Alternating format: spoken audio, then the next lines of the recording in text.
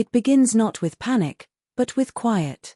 The hum of engines softens, the lights dim to a pale blue, and beyond the glass, the stars seem frozen in an endless stretch of velvet black. At first, you might not even realize you're lost. The instruments still blink, the systems still whisper their signals, and your breathing sounds calm in your own ears. But slowly, something shifts, a delay in communication, a flicker on the screen, a direction that no longer aligns with any known chart. You look out, and there's nothing to compare against. In space, without landmarks, lost isn't sudden. It's a slow fade into uncertainty. Out there, there's no wind to hint at direction, no scent of ground or sound of waves to orient you. Only silence, thick and absolute. Your ship drifts, gliding through a sea of stars that all look the same, and your mind begins to understand that lost in space is not about distance, it's about reference. Without something to measure yourself against, you lose meaning. The stars might surround you in thousands, but each one is too far, too distant to be a guide. The feeling is gentle, not frightening at first. It's the calm before comprehension catches up. Time, too, becomes uncertain. The seconds hum by on digital displays, but your body doesn't feel them. You start to lose the rhythm of days and nights, because in deep space, there are neither. The slow turning of the ship offers no shadow, no sunrise, no sunset. You could be drifting for an hour, or a week, or a year, and the quiet rhythm of your heartbeat feels like the only clock that remains. This is how being lost begins, with softness, with stillness, with the illusion that you still have control. At first, there's reassurance. You think, we have systems. We have guidance. You talk softly into the radio, calling ground control, waiting for a voice to answer. But it doesn't. Only static sighs back, long and unbroken. It's not angry static, it's empty, like air between galaxies. You try again, a little louder, a little slower. Still nothing. You glance at the console, watching tiny green numbers pulse, proof that you exist. The silence of space doesn't roar. It only waits. That's the most haunting part, the patience of it. Your thoughts wander, touching memory. You remember the training, the checklists, the procedures, the backup plans. You remember that space was supposed to be mapped, measured, predictable. But now, in this hushed dark, the mind begins to drift too. You start thinking of home, of sound, of people breathing around you. You imagine the wind again, and how beautiful noise used to be. Slowly, realization seeps in like mist, you might not know which way home is anymore. The stars do not move for you. They hang in every direction, timeless and indifferent. You could be facing toward Earth or toward the edge of the galaxy, and the view would whisper the same quiet brilliance. The gentle feeling of wonder remains, but beneath it, a softer fear starts to bloom, not the loud kind, but the delicate ache of being small, unseen, and possibly forgotten. Inside the ship, air circulates softly. The hum of systems feels like a heartbeat for the vessel, keeping you company. The thought comes to you that maybe being lost isn't a failure, but a kind of surrender. You are part of the space now, as much as the dust that drifts between stars. You breathe, and the ship breathes, and for a moment, it feels almost peaceful. Maybe the universe isn't cruel, maybe it's just quiet. But quiet can grow heavy with time.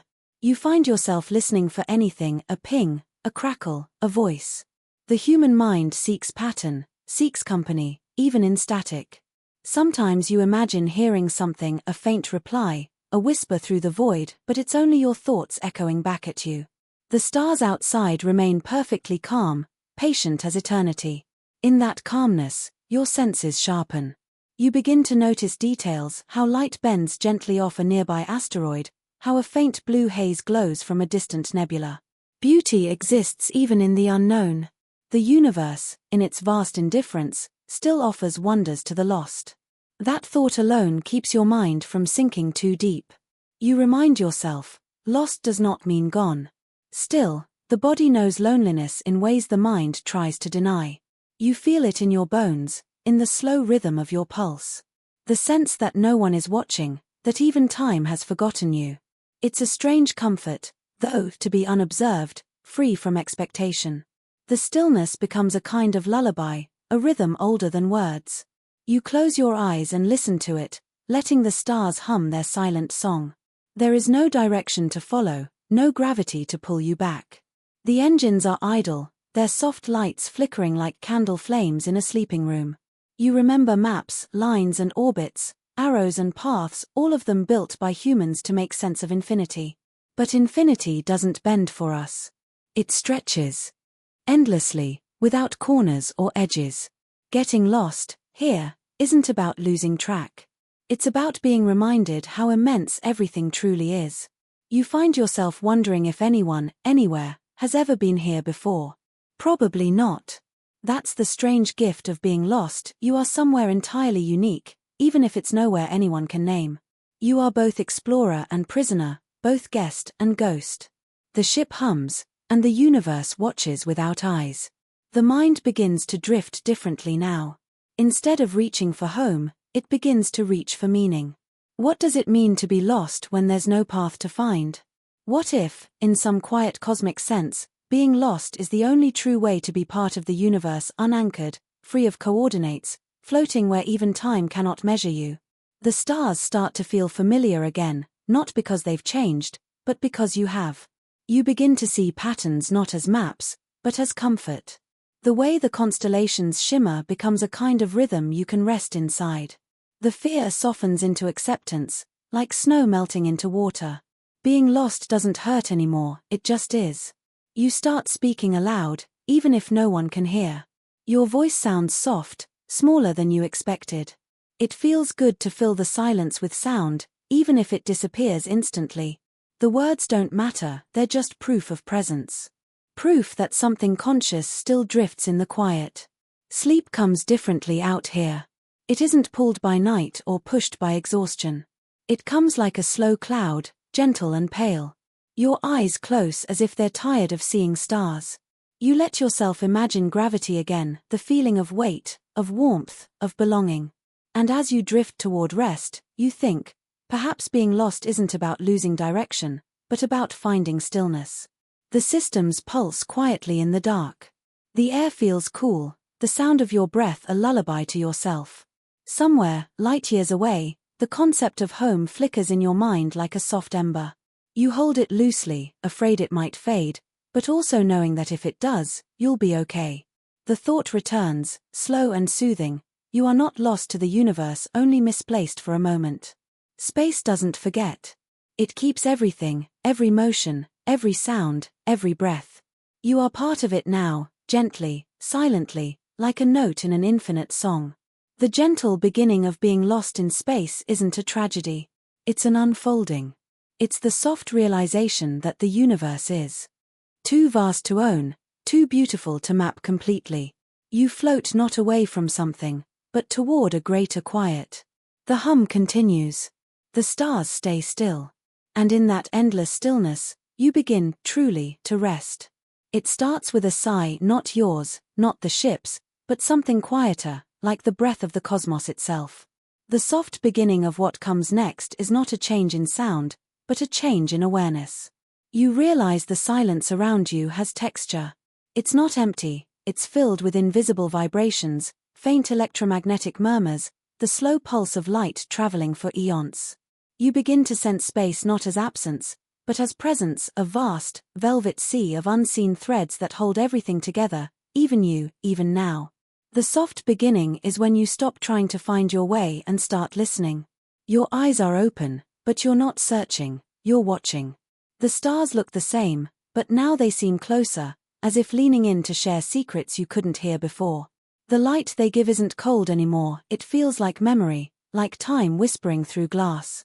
There's no movement, yet you sense an endless drift beneath you, a slow tide that carries everything without effort. Your breathing becomes slower, deeper, almost synced with that invisible current. The body learns stillness here. The heart stops rushing. The muscles, once tense from uncertainty, begin to loosen, as though accepting something vast and unchangeable. You realize that in space, the act of floating is not loss of control, it's surrender to balance. Every motion is eternal, and you are simply part of that grand equation of calm. Sometimes the mind, used to chaos, protests. It wants noise, pattern, urgency. But the soft beginning teaches it patience. It teaches that existence doesn't need rhythm to be meaningful.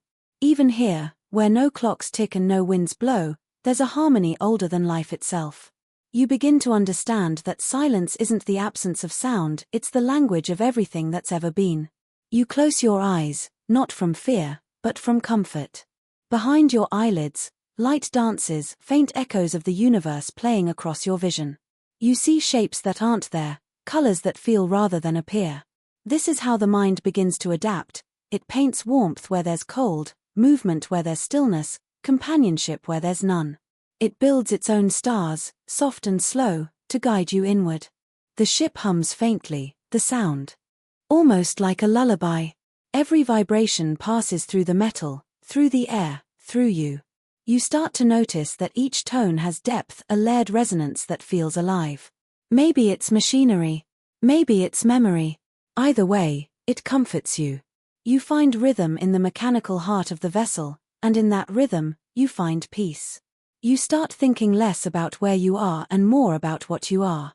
Out here, identity feels lighter. You're not a name or a title, just a being surrounded by eternity. The realization is gentle, like light on water. You belong to the same fabric as the stars, woven from the same ancient dust.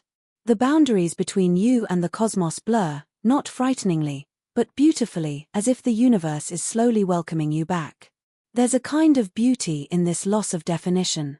You begin to think of home not as a place, but as a feeling that can live even here.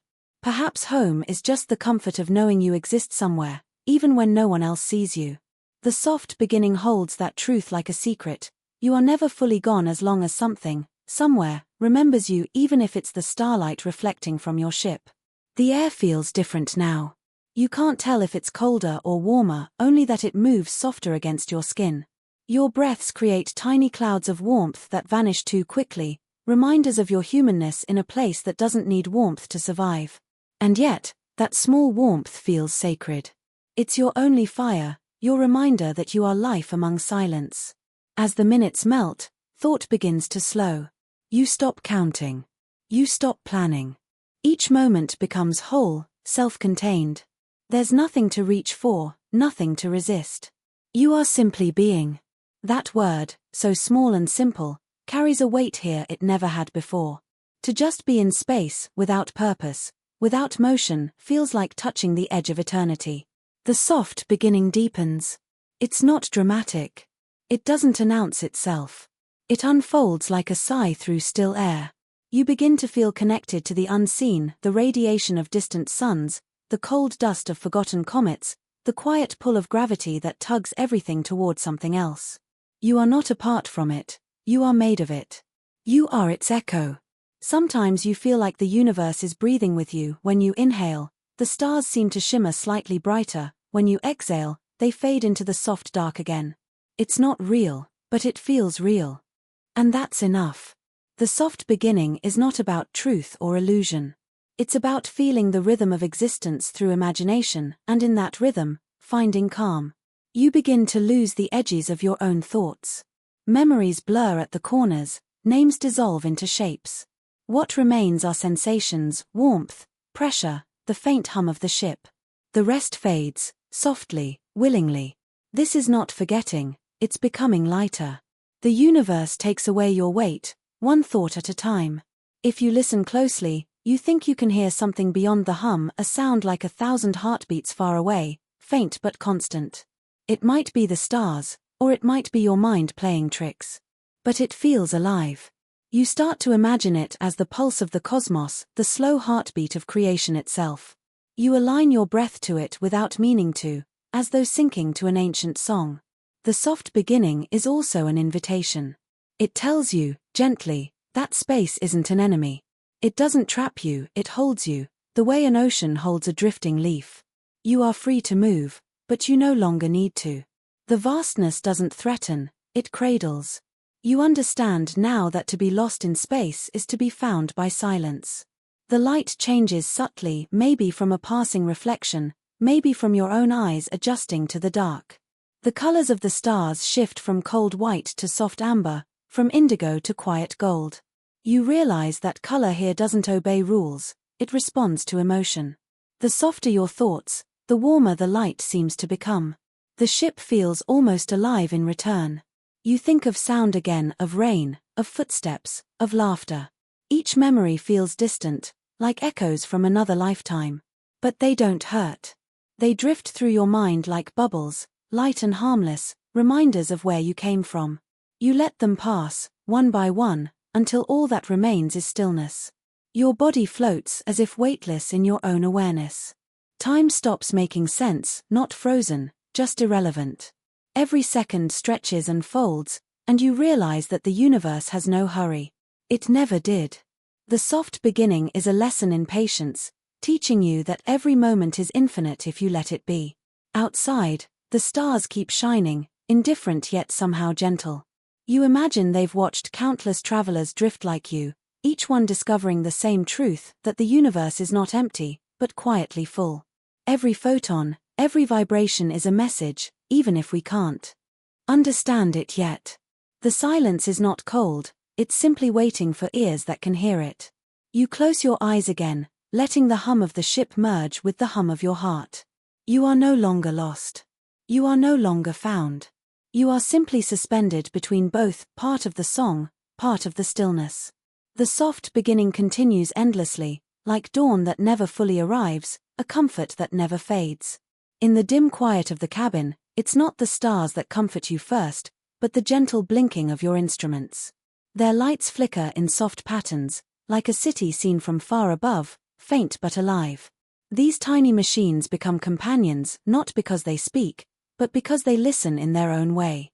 Each light pulse, each rhythmic tone, tells you the ship still breathes with you. They hum and blink not for attention, but for reassurance. In their steadiness, there's a quiet promise: you are not completely alone. The panel in front of you glows with a gentle rhythm, its colors subdued: amber, green, blue.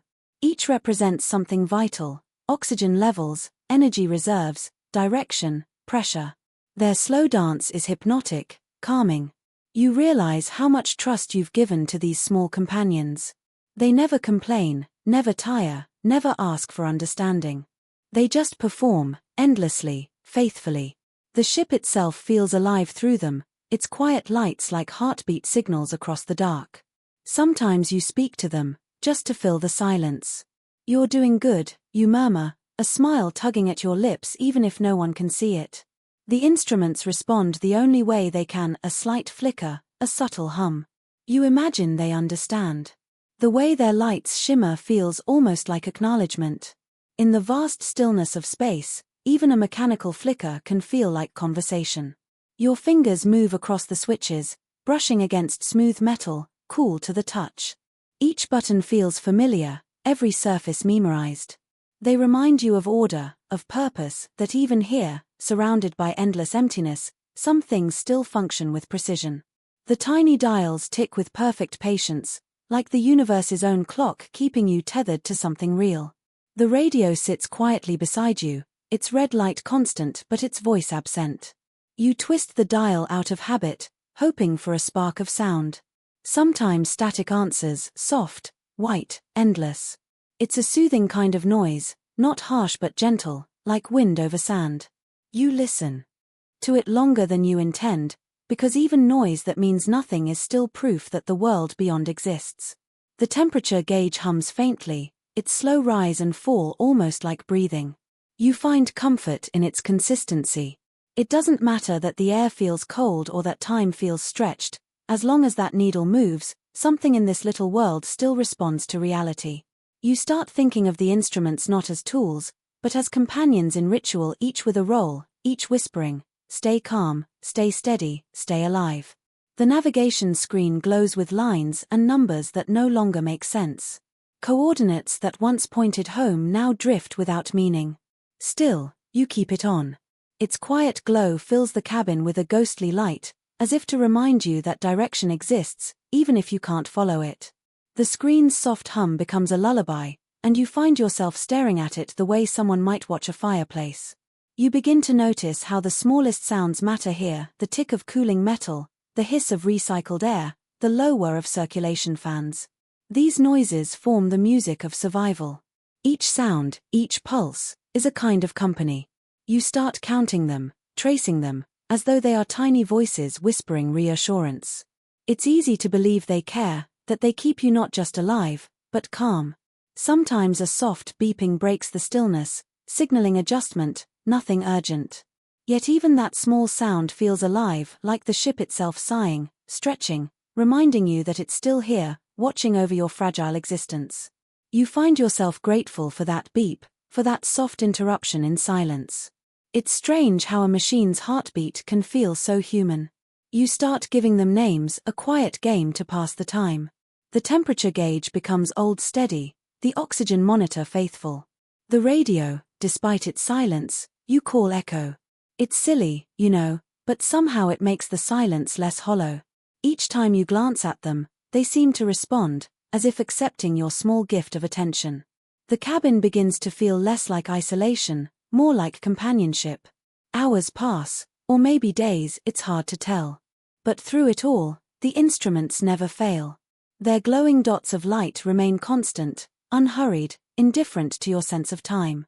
That constancy becomes a kind of grounding, a reminder that while stars move and minds wander, machines simply are. They exist purely, without confusion, without emotion, and that purity feels oddly comforting. Sometimes you imagine that the lights are breathing, slowly, softly, in rhythm with you. Each flicker feels like an inhale, each pause an exhale. The ship seems to share your stillness, your waiting. It's not loneliness you feel, but an expanding calm, as though the machines have accepted you as one of them, quiet, patient, enduring. There's a small vibration beneath your seat, a gentle pulse from the reactor core. You rest your hand against the metal floor, feeling the faint tremor. It's warm. That warmth carries you back to the thought of life, to heartbeat, to touch, to fire. You realize that even machines carry a kind of soul, one built not from emotion, but from purpose. That purpose wraps around you like invisible comfort. The cabin lights dim slightly, entering low-power mode. The console glows more clearly now, every symbol a small constellation. You study them one by one, learning their rhythm like notes in a song. Each light flickers in time with another, a silent orchestra of logic and energy. In this gentle darkness, they feel like stars of your own private universe, closer, safer, loyal. You lean back in your seat, eyes half closed, watching the steady dance of colors. The ship seems alive in its own language, not one of words, but of signals and responses. You start to think of it as a caretaker, silent but aware. Every tiny sound feels like a breath of reassurance. Stay calm, traveler, the night is long but kind. The air recycler hums with endless patience. You've learned to love that sound, a soft, steady purr that keeps you alive. You imagine it as a voice murmuring lullabies from behind the walls. Its rhythm becomes your heartbeat's twin, syncing with your calm. In that sound, you find safety, as though the ship itself cradles you gently in its arms of metal and air. Every now and then, a light flickers oddly, a flick, a pause, then steady again. You find yourself watching those moments closely, as though the ship blinks to remind you that it's awake. You smile quietly, realizing that in this world of mechanical calm, even imperfection feels alive. A brief flicker can feel like a wink, a soft gesture from a companion who understands your solitude. You press your hand against the nearest panel. It's smooth, cool, humming faintly beneath your fingers. The vibration travels through your palm, up your arm, into your chest. It feels like the ship's way of answering your touch. You imagine, for a fleeting moment, that it's saying, "I'm here too." That illusion is enough. Sometimes, in silence, imagination is the bridge between isolation and peace. The cabin feels smaller now, but not in a suffocating way, more like a cocoon. The lights, the sounds, the subtle heat all weave around you like a blanket. You realize that survival in space isn't just about technology, it's about intimacy with the little things that keep you alive. The instruments aren't just tools, they are fragments of human care, left here to guard you while you dream. And so, as you drift through the endless dark, the small instruments continue their soft vigil. They blink and hum and breathe in their quiet ways, forming a chorus of companionship that never fades. You are no longer just a traveler, you are part of their rhythm, part of the ship's slow heartbeat.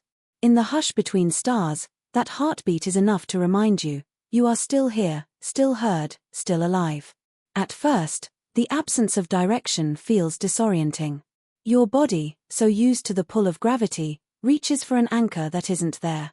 Every small motion sends you gliding, slow and silent, through the cabin. There's no ground to fall toward, no sky to rise into, just the gentle, infinite drift. You don't fall, you don't climb, you simply float.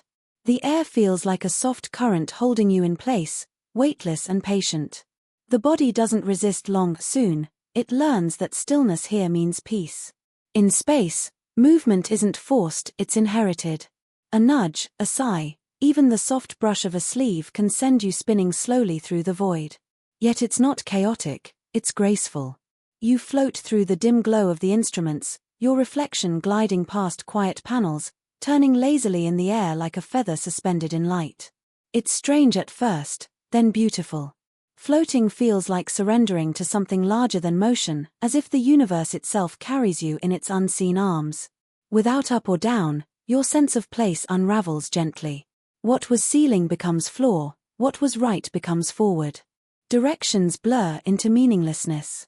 You no longer orient yourself by the floor or the stars, but by comfort, the way your body feels most at ease. It's a small, quiet revelation. That direction is a human invention, and out here, the cosmos doesn't bother with it. Floating becomes your new gravity, a calm, slow drift through your own suspended world. The body starts to adapt. Muscles loosen, bones feel lighter, and tension dissolves. You move less out of necessity and more from curiosity, tracing invisible arcs through the air. Each turn is a kind of slow dance, each pause a meditation. The sound of your breath becomes your metronome. There's no rush, no wait, only the rhythm of motion and rest, an endless waltz in the soft dark. At times, you close your eyes and forget what direction your body faces. There's no up or down, only awareness. You feel suspended in nothing, yet you're completely supported. It's a kind of peace that only weightlessness can bring, the freedom of existing without pressure. The body begins to feel like thought, unbound, drifting, serene. In this suspension, you're neither rising nor falling, just existing, the purest form of being. Even objects around you seem to join in this slow ballet. A pen floats by, turning gently, casting long shadows across the cabin wall. A droplet of water drifts beside it, quivering with soft blue reflections. They move together, perfectly patient, as though time itself has slowed to match their grace. You reach out, fingertips brushing the air, and the droplet trembles away, carrying your reflection inside its tiny globe. You begin to realize that floating is not just physical, it's emotional, too. Your thoughts, like your body, stop clinging to heavy ideas. They wander, soft and slow, drifting through memory and imagination. You think of skies, of oceans, of the way clouds move when there's no wind. Floating becomes a meditation, a way of thinking that doesn't demand arrival, only motion. There's beauty in not knowing where you are, because here, location has no meaning. The stars outside are everywhere and nowhere all at once. You can look in any direction and see infinity. Floating turns your gaze inward, then outward again, until the boundary between both dissolves. You and the stars feel made of the same calm, tiny lights, quietly suspended in the dark. The cabin, once filled with the hum of life, now feels like an extension of your own being. The floating becomes part of your heartbeat, your breath, your thought.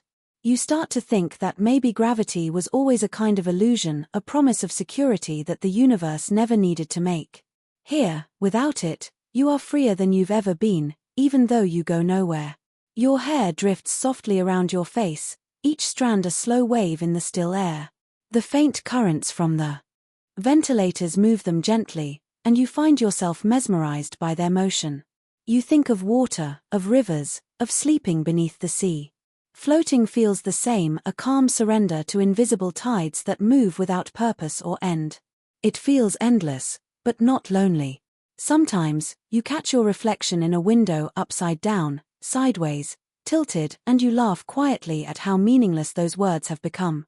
There is no right way up anymore, only the gentle fact of being. Your reflection seems to float too, looking back at you from every angle, calm and patient.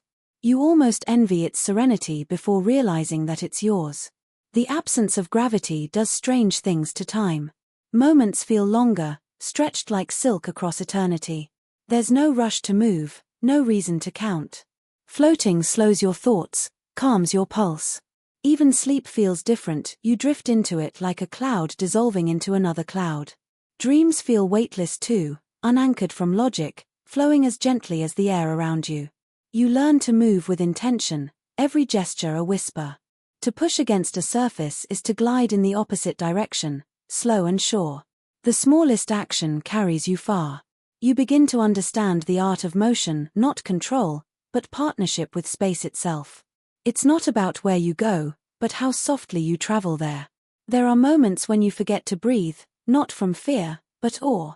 You look outside, and the stars look back, no longer above or below, just around. You are part of their endless geometry, a moving point in their quiet equation. Floating among them, even within the safety of your ship, feels like becoming part of the sky itself. Your body begins to trust this new state. Muscles relax completely, bones feel light, heartbeat slow. You think of birds gliding, of dust drifting in sunlight, of leaves falling but never landing. This is what it must feel like, to exist without resistance. Floating is not escape, it's arrival at the simplest form of being alive. There's a soft hum as air moves through vents, a constant reminder that the ship breathes too. You float toward the sound, letting it guide you.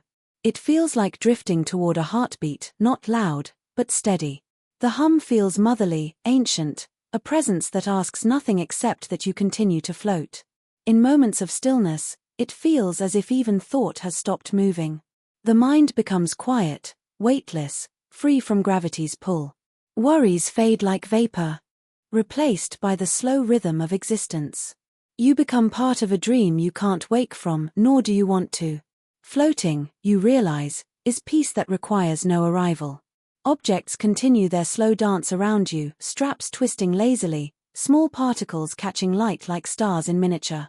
You think of how Earth must look now, one more floating object, turning endlessly without knowing which way is up.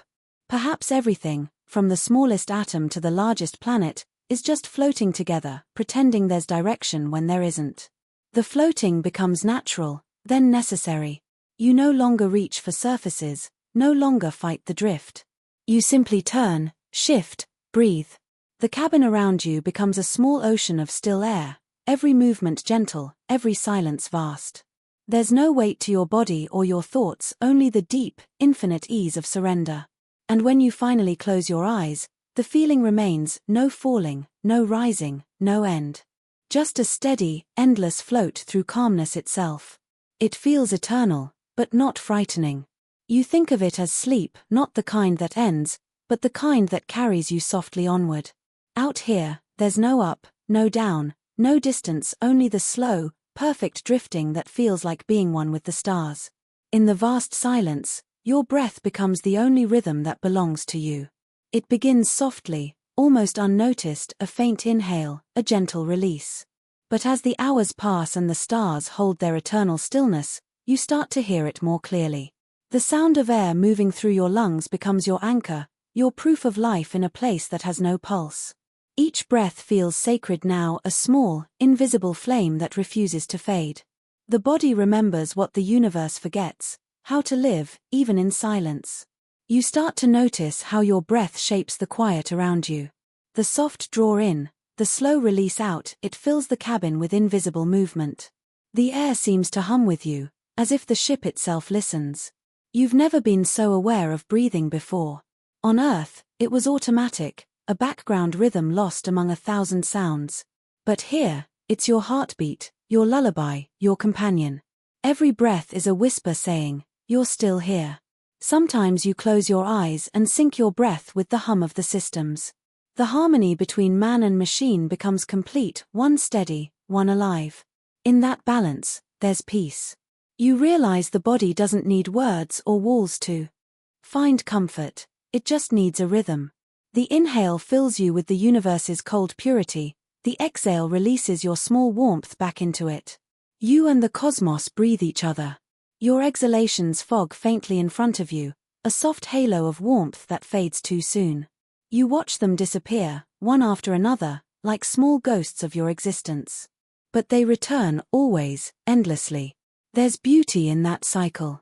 Every moment that could end instead renews itself in the simple motion of lungs expanding, contracting, expanding again. The rhythm feels eternal, yet fragile, a balance of effort and surrender. When the loneliness deepens, your breath grows louder in your ears. It's almost musical, a calm, continuous note in the symphony of quiet.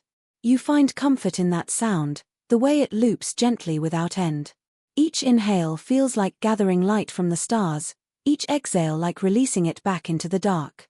You think maybe this is what life is, the endless sharing of energy between the body and the cosmos. You begin counting sometimes, not to measure time, but to deepen calm.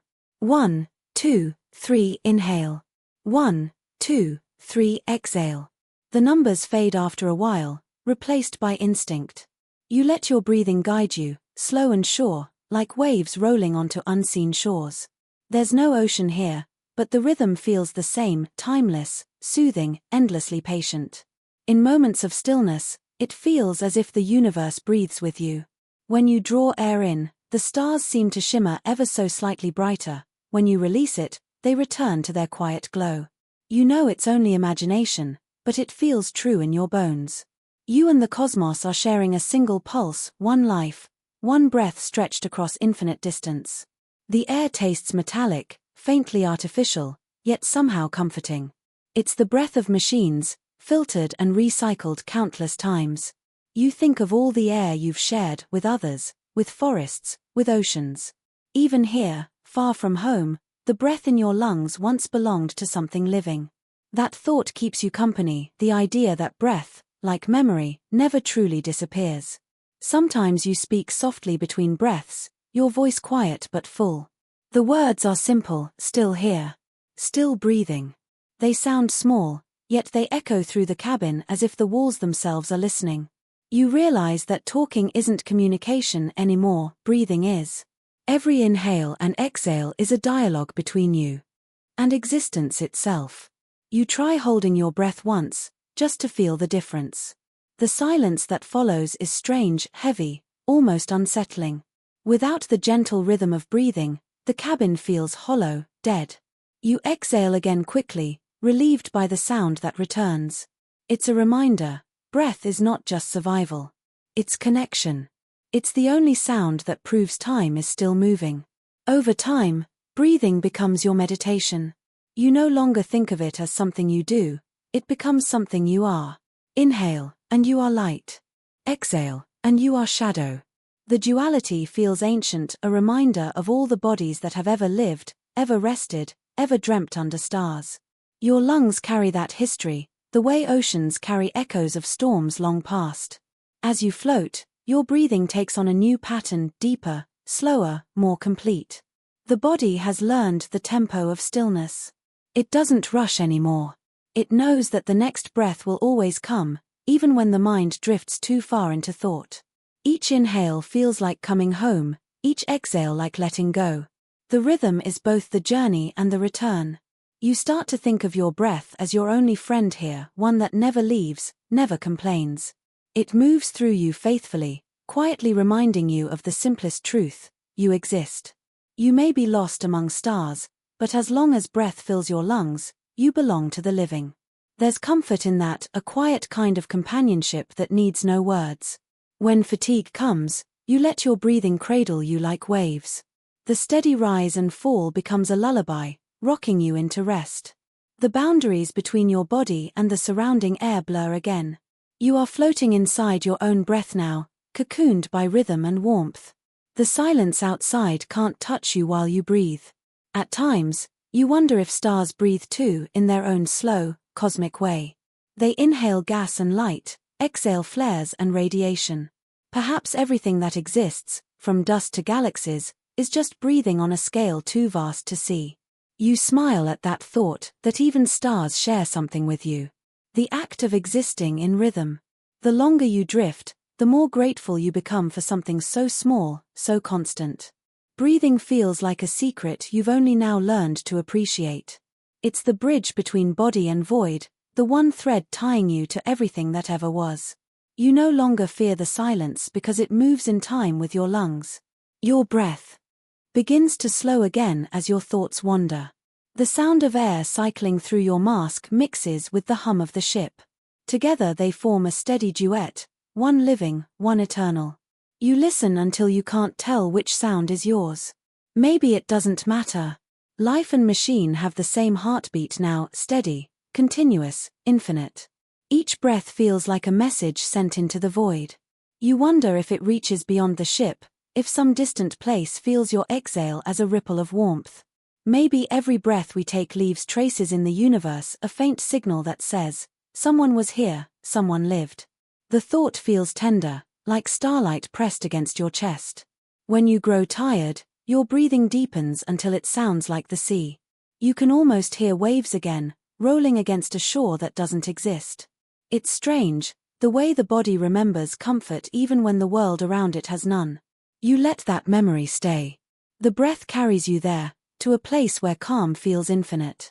And finally, as you close your eyes, your breathing becomes all that remains, slow, deep, endless. It feels like the ship, like the stars, like the heartbeat of time itself. There's no need to control it anymore. You let go, and it continues without you. The breath keeps watch. The friend remains. And in that steady rhythm, you drift into sleep, carried by the softest sound in the universe, your own life continuing. In the silence of space, motion never argues.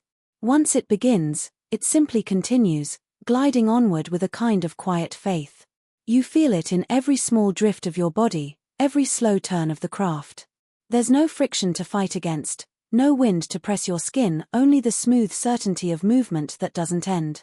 Momentum doesn't rush or falter, it carries you like an unseen river that has forgotten how to stop. It is patient, like time, asking nothing from you but to stay still and let it work. When you nudge against a wall or float a little too far, the motion lingers longer than expected. The tiniest push turns into an endless glide. It feels like magic at first, this effortless continuation, until you realize it's the simplest law of nature, left alone in its purest form. There's no air to slow you down, no ground to absorb your force. In this place, once you move, the universe remembers. It keeps your motion alive as if honoring a promise. You start to think of momentum as a kind of trust between you and the cosmos. You give it direction, it keeps your journey alive. It never forgets what you asked of it. Every drift, every gentle spin of your body, every orbit of your vessel, all of it is memory turned to motion. You realize how different it is from life on Earth, where everything slows, fades, and settles. Here, nothing stops unless you ask it to. When you let go of the wall and push yourself lightly, you feel it again, that steady, loyal glide. There's no rush, no noise. Just smooth continuation. It's almost too serene, too endless. You can spin for minutes, your limbs trailing behind like slow ripples through air that isn't there. The silence amplifies the sensation, turning every subtle movement into poetry. You learn to love it, the unhurried grace of motion that never questions why. You begin to understand why astronauts compare floating to dreaming. The body forgets effort here. The muscles relax because nothing fights back.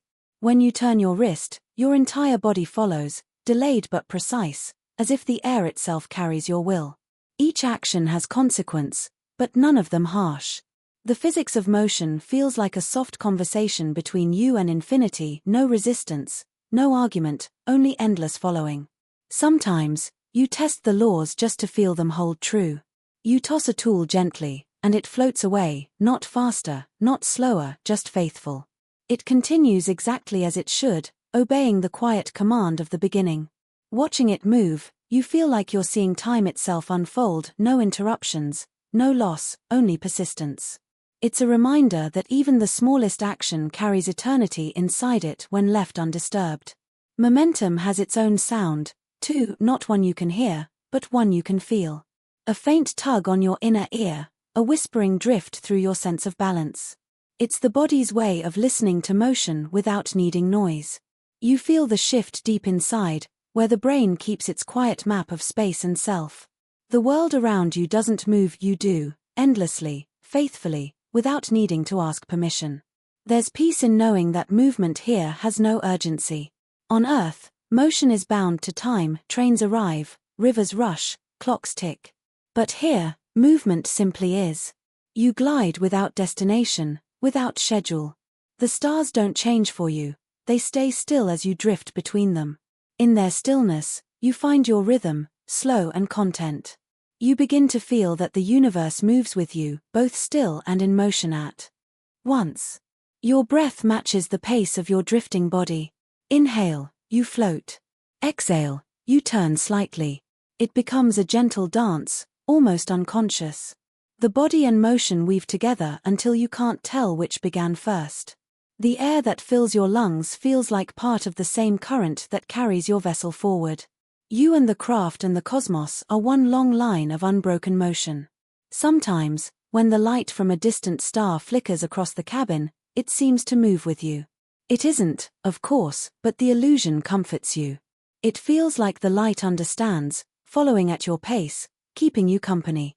You realize that in a place where everything lasts, companionship can be found even in the way photons glide. The stillness becomes less lonely when shared with the quiet loyalty of light. Momentum teaches you patience. It reminds you that nothing needs to hurry to arrive. Every journey is already in motion, every direction already chosen by the faintest gesture. It's humbling, the way the smallest effort carries you so far. You begin to treat every push, every twist, every sigh with reverence. Each one is a seed of infinite travel. Each one carries weight, though weight no longer exists. You find yourself slowing movements naturally, not to save energy but to respect the calm. There's a beauty in deliberate gentleness here. You move your hand as though stirring a dream, careful not to break its surface. You learn that even the lightest touch has consequence. The air may be gone, but the universe still listens to every shift of motion.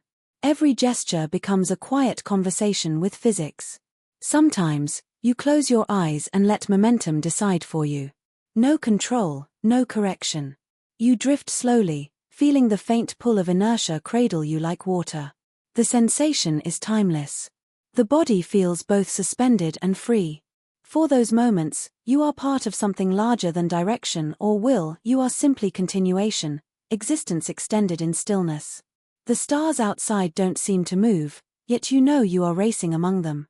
That paradox, motion within stillness, becomes strangely soothing. It feels like the whole universe is gliding beside you, all of it suspended in the same silent current. You begin to feel small, but in a comforting way. The cosmos moves endlessly, and you, too, have joined that flow. Momentum doesn't need effort, it only needs trust. You start to see that life works the same way. The moments you force fade quickly, but the ones begun in calm continue on their own. A soft push carries further than a desperate shove. In that realization lies peace. You start to understand that progress doesn't always mean struggle. Sometimes it means surrendering to the quiet drift of what's already begun. When you look at the stars for too long, you start to imagine they, too, are drifting, enormous, patient spheres gliding through time. Their motion is too vast for your eyes to see, but you feel it all the same. The galaxies themselves are momentum made visible. Everything that has ever existed is still moving, still following its first push from creation's dawn. The thought humbles you into silence. You begin to sense how your own motion is part of that grand continuity. You are not separate from it, just another expression of the same first motion that set all things in motion. Every atom in your body, every photon in your suit's display, carries that ancient impulse. You are not lost, then, you are participating. You are momentum remembering itself through you. There are moments when you forget where movement ends and stillness begins. The feeling is neither falling nor floating, neither forward nor backward. It's simply existing within the infinite glide. In that space, time feels less like a line and more like a slow, gentle circle. The past and the future blur, and only motion remains, continuous, unbothered, eternal. You start to imagine momentum as a lullaby written by the universe itself. Each particle, each planet, each drifting heart follows its soft rhythm. Nothing rushes. Nothing truly stops. Everything continues in its perfect, unhurried way. It feels less like physics and more like kindness, the universe's promise that once begun, nothing is truly forgotten. Even when you reach out to steady yourself, the gentle resistance that meets your fingers reminds you nothing wants to stop, not even you. You are part of the great persistence that holds galaxies together. You feel it in your chest, in the faint hum of your vessel, in the endless patience of space. Everything is in motion, but none of it is hurried. When you glance at an object drifting past, it feels like time itself passing beside you. You realize that momentum is time's twin, both are measured not in speed but in continuation. You can't hold either, only witness their grace. You let them pass, knowing they were never meant to be caught. The letting go becomes a kind of peace. You think of how, long ago, your planet too spun in steady motion, oceans rising and falling, winds tracing invisible circles across continents. Momentum was there too, quiet and faithful, hidden in every wave, every turning leaf. Out here, that same law continues, only slower, only softer. You are seeing eternity in its purest form, motion without hurry. And in the final stillness of thought, as you float and watch your own gentle orbit continue, you understand why momentum feels like faith. It doesn't question. It doesn't rush. It believes in its own path and carries everything with it, endlessly, silently. You take a slow breath, your body drifting forward, your eyes half closed. The universe moves with you, unhurried, eternal, endlessly kind. In the vast ocean of silence, the radio becomes your whispering tether, fragile, metallic, almost sacred. Its faint hum cuts through the stillness like a pulse from a distant heart. Sometimes it crackles softly, like the sound of rain remembered from another life. You hold the receiver gently, as though it were alive, breathing through static. That quiet noise, that endless whispering in your ear, is proof that the universe still listens, that somewhere, across the gulf, someone might answer. The voice that sometimes breaks through is thin and trembling, warped by distance and delay. It arrives like a ghost, moments too late, each syllable stretched by the fabric of space. You don't mind the lag, you wait for it patiently. The time between question and reply feels holy, as though silence itself were translating your words. And when that faint voice does arrive, it fills the cabin with something more powerful than air connection. There are days when the radio says nothing. Just a soft hiss, the endless murmur of cosmic interference. You learn to love that sound too. It's the universe speaking in static, the background noise of creation itself. The longer you listen, the more meaning you find in it. Every flicker of noise feels like a heartbeat hidden inside the void. You imagine the signal isn't random at all, but a language too ancient for ears to understand. You start to talk to the radio even when no one answers. Simple words at first: good morning, still here, still breathing. It doesn't matter if no one hears. The act of speaking feels like lighting a small lantern and sending it drifting into endless night. Maybe the light will fade, maybe it will find a home. The hope, however small, is enough to keep you steady. You speak softly, as if afraid to wake the stars. Sometimes you imagine the voices on the other end, calm engineers, distant scientists, a kind voice that once said your name. You picture them sitting in a warm room full of blinking lights, waiting, listening, tracing your signal across their screens. You imagine one of them smiling faintly as they hear you call, their hand hovering over the microphone. "We hear you," they might say. You'd give anything for those words to come again. But when they don't, you listen to the silence between the static. It's not empty, not really. It's thick with distance, with the hum of stars, with the faint echo of transmissions too old to trace. The radio becomes a window, not to sound but to memory. Each hiss and pop reminds you that energy travels on forever, even after meaning fades. Somewhere, your earliest messages are still traveling outward, tiny shards of home carried on invisible waves. The radio's glow is faint, a soft green that warms the cabin like a candle. You catch yourself staring at it sometimes, hypnotized by its steady flicker. It reminds you of nights back home, when you'd watch city lights blink through fog or fireflies hover in the dark. That small, faithful light becomes your hearth, your illusion of presence. It hums gently, the color of reassurance, the shape of memory. Even broken messages mean something. A fragment of a word, a burst of tone, you hold onto them like relics. Sometimes you record them, play them back, listening for layers you might have missed. Maybe that static hides a word. Maybe that hum carries a name. Your mind begins to fill in the missing pieces, crafting whole conversations out of fragments. Loneliness becomes its own translator. The static starts to sound different the longer you stay. You hear rhythms in it, a kind of heartbeat, a pattern like breathing. You start to time your own breaths to it, syncing your body to the rhythm of the radio. It's comforting, the illusion that something is breathing with you. That even when the line is silent, it isn't empty. The radio, like you, keeps breathing. There's a ritual now in how you reach for it. You always start with the same slow motion, fingers grazing the metal, adjusting the dial, leaning close. The small ritual steadies you. It feels like prayer, though you don't believe in prayers anymore. You speak, you wait, you listen. In those moments, time stretches wide, and you can almost feel the edges of home brushing against your mind. When your voice comes back delayed through the echo, it startles you. Hearing yourself after so much silence feels strange, as if another version of you is answering from the past. You listen to your own words returning faint and distorted, like whispers across water. They remind you that sound, once made, never dies. It only drifts until it's found again. You start leaving small recordings, messages not meant to be answered, just meant to exist. You tell stories, you describe what you see, you read old poems you remember from childhood. The radio hums softly after each one, as though it's listening kindly. Maybe somewhere, light years away, those words will one day reach a distant shore. The thought makes you smile, faint but real.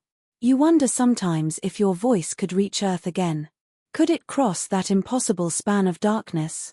Could someone, one day, tune into your frequency and hear the faint whisper of a soul that once drifted alone? The idea comforts you that the signal might outlive you, carrying your story farther than you ever could. The radio becomes your vessel within the vessel, your invisible traveler. There are nights when the radio flares suddenly with a strange tone, not human, not mechanical, just an odd rise and fall. You freeze, heart caught between hope and wonder. You know it's likely nothing, just cosmic interference or distant storms of charged dust. Yet still you listen, breath held, daring to believe it might be someone. The sound fades, but the feeling lingers like a touch. You've grown protective of the radio. You polish its edges, keep it clean, speak to it like a companion. You thank it for staying, for whispering, for giving you the illusion of presence. It doesn't reply, but you feel its warmth, its steady hum. It's the only thing that has never left you, never stopped trying, even when the universe forgot your name. The sound of static grows softer when you close your eyes. It blends with the rhythm of your pulse, creating a kind of music. You imagine the stars dancing faintly to it, a silent symphony carried through invisible air. You find comfort in knowing that the same laws that let your voice drift outward also carry the music of the cosmos inward. The universe hums, and you hum with it. Sometimes, in the quietest hours, you catch the faintest echo, a pattern too gentle to be random. It almost sounds like your name. You know it's probably imagination, but you let yourself believe. For a moment, you feel the warmth of recognition, the sense that someone, somewhere, is whispering back. That illusion is enough to make the silence beautiful again. You start to dream about the radio. In sleep, its static turns to language, its hum becomes laughter. You hear old friends, lost voices, even your own younger self. The dreams feel real, like transmissions from another world. You wake up smiling, sometimes speaking out loud as if continuing the conversation. The boundary between dreams and signals becomes thin and tender. As days stretch, you realize that the radio doesn't just connect you outward, it connects you inward. It's a mirror for the heart, translating loneliness into sound. Every time you speak, you give shape to what silence cannot hold. The static becomes your confessional, your diary written in noise. Through it, You understand yourself again, not as a lost traveler, but as a living echo. The more you listen, the more you feel that every signal, every whisper, belongs to something larger. Maybe all voices, across all time, are part of one unending conversation. Maybe the universe is not silent but simply vast, each word taking centuries to find its answer. If that's true, then nothing is ever truly lost, only waiting to be heard. Your voice has become softer now, almost part of the static itself. When you speak, it blends seamlessly with the hiss, as if the universe is learning to understand your tone. You realize this isn't loneliness anymore, it's communion. The line is open, infinite, alive. You don't need replies. The act of sending becomes its own comfort. There's a strange beauty in how fragile it all is. One spark, one pulse, one line of code traveling across eternity, yet it carries warmth, carries you. The fragility doesn't make it weaker, it makes it human. You begin to understand that the most delicate threads often hold the most meaning. The radio hums on, unwavering. As the days drift into a long, unmeasured flow, the radio remains your companion, your heartbeat made sound. You can't imagine silence without it now. Even when the static fades low, its memory lingers, humming in your bones. You realize you've become part of it, your body another signal, your heart another pulse. And in the end, as you float with eyes half closed, the radio still murmurs. The thread has not broken. It stretches outward into the deep dark, carrying fragments of your voice to places you will never see. Somewhere, far beyond your reach, your signal still travels, faithful and unhurried. A thin thread home, glowing quietly against the endless night. The hum of the life support system is the softest kind of promise. It fills the cabin not with noise, but with presence, a gentle vibration that reminds you that breath, warmth, and pulse are still possible in a place that should have none.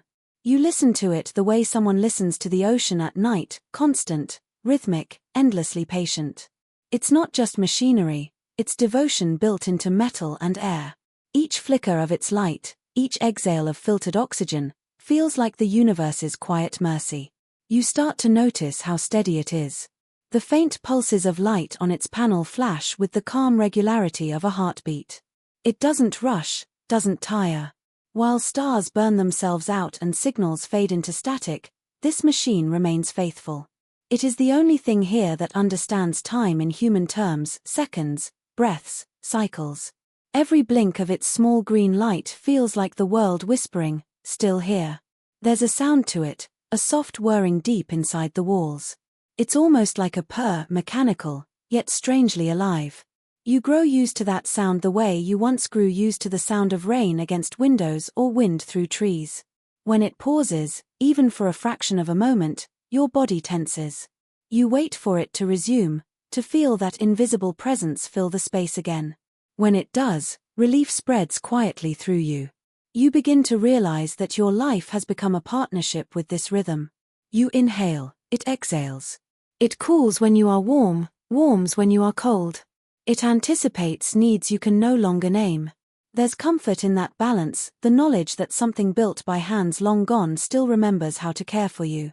Every hiss of air feels like affection sent through circuits. Sometimes you sit in front of the panel, watching its numbers flicker. The digits mean little now, but the constancy means everything. They move so slowly, like the breathing of an ancient creature. You've learned to trust that motion, not the meaning of the readings, but the fact that they move. A still number, you've discovered, is far more frightening than one that changes. Motion, even mechanical, means life. The air it gives you smells faintly metallic, tinged with memory. It's not the scent of earth, no grass, no rain, but it's pure, reliable. You breathe it in and think about how many filters and fans it passes through before reaching you, each one working silently, unseen. It's a gift delivered through invisible effort. You never see its struggle, only its grace. When you sleep, its sound becomes a lullaby. The gentle hum fades into your dreams, blurring into waves or the distant hum of traffic from long ago.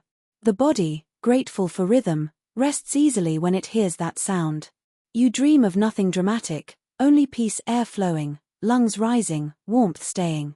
You wake and the same sound greets you again, as though no time has passed at all.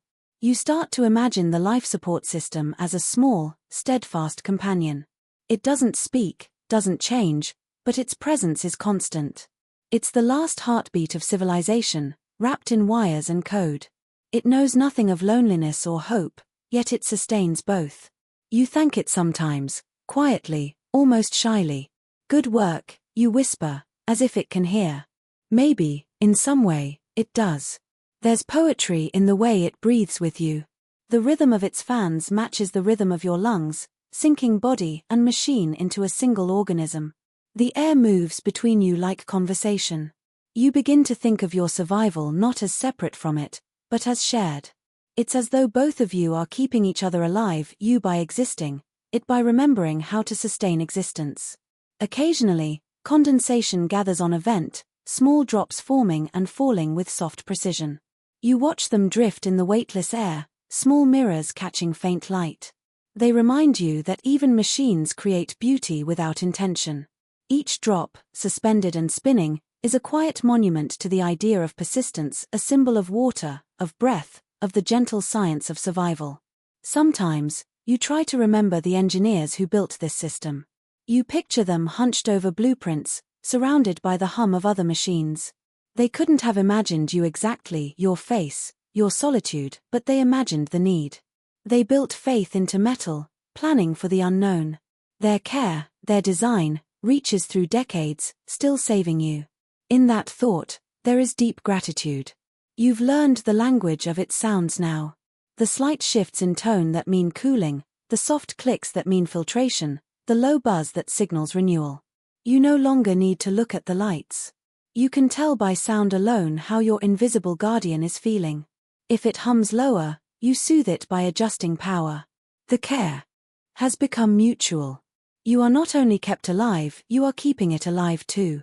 Every time you replace a small filter or tighten a valve, you feel reverence rather than fear. These small rituals of maintenance are acts of worship in a place that has forgotten what worship means. You move carefully, tenderly, as though touching something sacred. And perhaps you are, for here, divinity is not fire or light, but air that continues to flow. There's a kind of humility that grows in you over time. You realize that life support doesn't create life, it preserves it. It doesn't command or change the universe, it simply protects the small, fragile rhythm that still beats within you. That humility seeps into your thoughts, softening your fears. You no longer see survival as victory, but as grace. Occasionally, you switch off a secondary system just to listen to the silence it leaves behind. The quiet feels immense, too large for comfort. The air grows still, and even though you know you're safe, your body remembers instinctively, panic flickers like lightning. You turn the system back on, and when it hums again, relief floods you so fully it almost feels like joy. You wonder if the sound of life support could be the sound of the universe itself, the subtle vibration that lies beneath all existence. Everything alive depends on unseen exchanges: air, heat, motion. Maybe this is the same music the stars hum when they burn, or the earth sings as it spins. The machinery is only an echo of nature's deeper rhythm. You trace your hand over the metal casing, feeling its slight warmth. That warmth comforts you in a way words never could. It's proof of effort, of function, of purpose. It's the heartbeat of science turned to compassion. You realize that every system like this, on every ship and station, carries within it a fragment of that compassion, humanity made mechanical but never unfeeling. When loneliness threatens to consume you, you focus on the hum instead of your thoughts. It becomes meditation, a mantra of continuity. The steady vibration reminds you that you're not alone, not truly. Something is working with you, for you, alongside you. The silence beyond is immense, but here, within this faint sphere of sound, there is care. As time passes, you lose count of how many hours you've spent listening. You don't need to count anymore. You trust it completely. The sound has become part of you. When you breathe, it breathes. When you rest, it watches. You realize. That faith is not always belief in the unseen, sometimes it's belief in the consistent. Sometimes, you wonder how long it could last without you. Would it keep humming even after you stopped breathing, honoring its purpose beyond purpose? The thought is strangely comforting. It means that care exists independently of its object, that compassion, once built, endures. You imagine the hum continuing, eternal, through empty corridors. When you close your eyes, you hear layers in the sound, air flowing, motors turning, filters sighing. Together they form something almost musical, a composition of survival. You hum along softly, a duet between flesh and circuit. It feels right, not human over machine, but human with machine. Harmony, not dominance. Your gratitude grows wordless. You stop thanking it aloud because you know it doesn't need words. Gratitude becomes a state of being quiet, constant, like the system itself. You live gently now, conserving air not out of fear, but out of respect. Every breath feels borrowed, every exhale an offering returned. When you touch the vents, you can feel the pulse of the air, not cold, not warm, just alive. That invisible stream carries everything that matters. You think of it as memory, flowing endlessly between you and the machine. You're not breathing alone, you're sharing a story that never ends, written in molecules and motion. Even when you drift to sleep, you dream of the hum continuing without pause.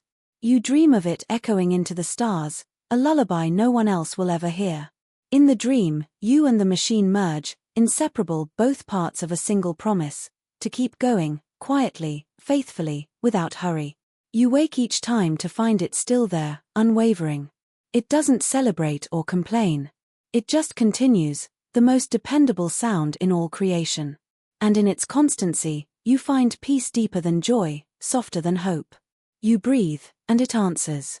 You live, and it hums. That is the covenant between you, unseen, eternal, sacred. And so, the hum becomes home. Not the ship, not the stars, just that quiet, ceaseless rhythm of air and warmth. It's the sound of life measured carefully, delivered gently, preserved with love. You listen once more, close your eyes, and let the steady tone carry you towards sleep, a measured blessing, a sound that says, you are still alive. In the silence of space, heat does not behave as it does on Earth. There are no winds to carry it, no air to hold it. It drifts. Slowly, shyly, between surfaces, shared only through contact and radiation. The warmth that reaches you in your small vessel comes not from the sun's fierce blaze but from hidden coils, from quiet circuits designed to mimic what a world once gave freely. Temperature, here, becomes a language spoken softly, a pulse of comfort traveling through metal and time. You begin to understand it differently. Back home, heat was background, unnoticed until it was lost. But here, every small shift feels monumental. When the cabin grows slightly warmer, it feels like a whisper of affection. When it cools, you pull yourself closer to the walls, as if listening to a fading friend. The way heat moves, lingers, retreats, it's like an emotional rhythm, tender and deliberate. Each panel, each joint in the ship, tells its own story of warmth. The control board radiates faintly under your fingertips, holding traces of its effort. The sleeping nook is cooler, a calm cave for your drifting thoughts. You move between them like walking between moods, learning where comfort hides. Heat becomes both map and message, a way for the ship to tell you how it feels tonight. When you rest your hand on the hull, you can sense the sun through layers of insulation. It is not fierce, only a hint, a memory of energy passing by. There's a quiet poetry in how that heat has traveled, born in a star, scattered through space, caught for a moment in the skin of your ship, shared now with your fingertips. It's warmth that has journeyed light years to find you. Sometimes, as you sleep, the system lowers the cabin temperature slightly. It saves power, it says, though you imagine it as kindness, the coolness lulling your body into deeper rest. The warmth returns gradually when you wake, like morning returning to a cold room. That slow restoration feels like being greeted gently, as though the ship itself knows not to startle the body out of dreams. There's balance in the way it manages heat. Too much, and the systems strain. Too little, and frost begins to creep along the edges of your tools. Somewhere between those extremes, a perfect quiet exists, a small, invisible center where you and the machine agree on what comfort means. That center feels sacred, like a fragile piece kept between two very different kinds of being. At times, you notice condensation forming, glistening like dew in the dim light. Each drop carries the ghost of temperature, vapor cooled into memory. You reach out and watch the water bead against your glove, so light it trembles instead of falling. You wonder if this is how the universe speaks, not through words or light, but through small changes in warmth that make matter dance. You remember the feeling of sunlight on skin, a warmth that held color, scent, and sound within it. Here, warmth has none of those companions, yet it feels even more precious. When the ship's heater hums back to life after a pause, you close your eyes and imagine it as sunlight reborn inside walls. It is the most human luxury left to you, to feel, and to be warmed. Cold in space is not merely absence, it is an active silence, a stillness that consumes motion. You have seen what happens when systems falter, how frost grows like lace on glass, how air begins to bite instead of breathe. In those moments, warmth becomes an urgent prayer, not a comfort. You learn then that heat is not a gift, it is survival's breath, spoken in steady degrees. Sometimes, when maintenance requires you to open an outer hatch, the temperature drops sharply. You can feel it even through layers of soot, the kind of cold that is too perfect to hurt, too absolute to argue with. The contrast between that void and the soft warmth of the ship feels almost moral. Warmth is not just physics here. It is purpose. It means something chose to resist emptiness. You find that your body learns the rhythm of the systems. It anticipates when the heaters will cycle, when the cooling vents will hum. You can sense shifts before they happen, the way a heartbeat senses emotion before words. It's not thought, it's communion. You have tuned yourself to the slow pulse of temperature, the language beneath comfort and control. In the evenings, if time still has meaning, you sit by the main console, letting the mild heat soak through your gloves. The ship glows faintly in the dark, panels alive with muted warmth. You think of campfires, of faces flickering in their glow, of silence between people who understood without speaking. You realize that this warmth, too, is a conversation, one of presence without noise. When systems go quiet, when the hum softens to a whisper, the absence of heat feels heavier than silence. You can almost hear the cold pressing in from outside, patient and eternal. But even then, you trust the quiet. You know the warmth will return. It always does, slow, faithful, unhurried. The universe teaches patience through temperature. You begin to imagine the heaters as hearts. Small mechanical ones, beating in the dark. Each pump of energy, each wave of warmth, is a heartbeat extended through the ship's veins. You are kept alive not by a single system, but by a circulatory network of temperature, flowing unseen, purposeful. It's life's soft anatomy written in machinery. The air sometimes carries faint ripples of warmth, invisible but felt. They brush across your face like a familiar touch. You let yourself believe, just for a moment, that someone far away has reached through the vastness to comfort you. It's easier that way, to think of temperature as care made physical, rather than a mere balance of numbers. Even in stillness, heat moves. It radiates outward, fills corners, fades. You begin to see it like time itself, something you can feel but never hold. The cabin's warmth changes subtly hour by hour, like the light of a distant star dimming with age. It reminds you that even constancy has motion, that stability is just movement too small to see. Occasionally, a panel grows hot from overuse, and you have to cool it gently.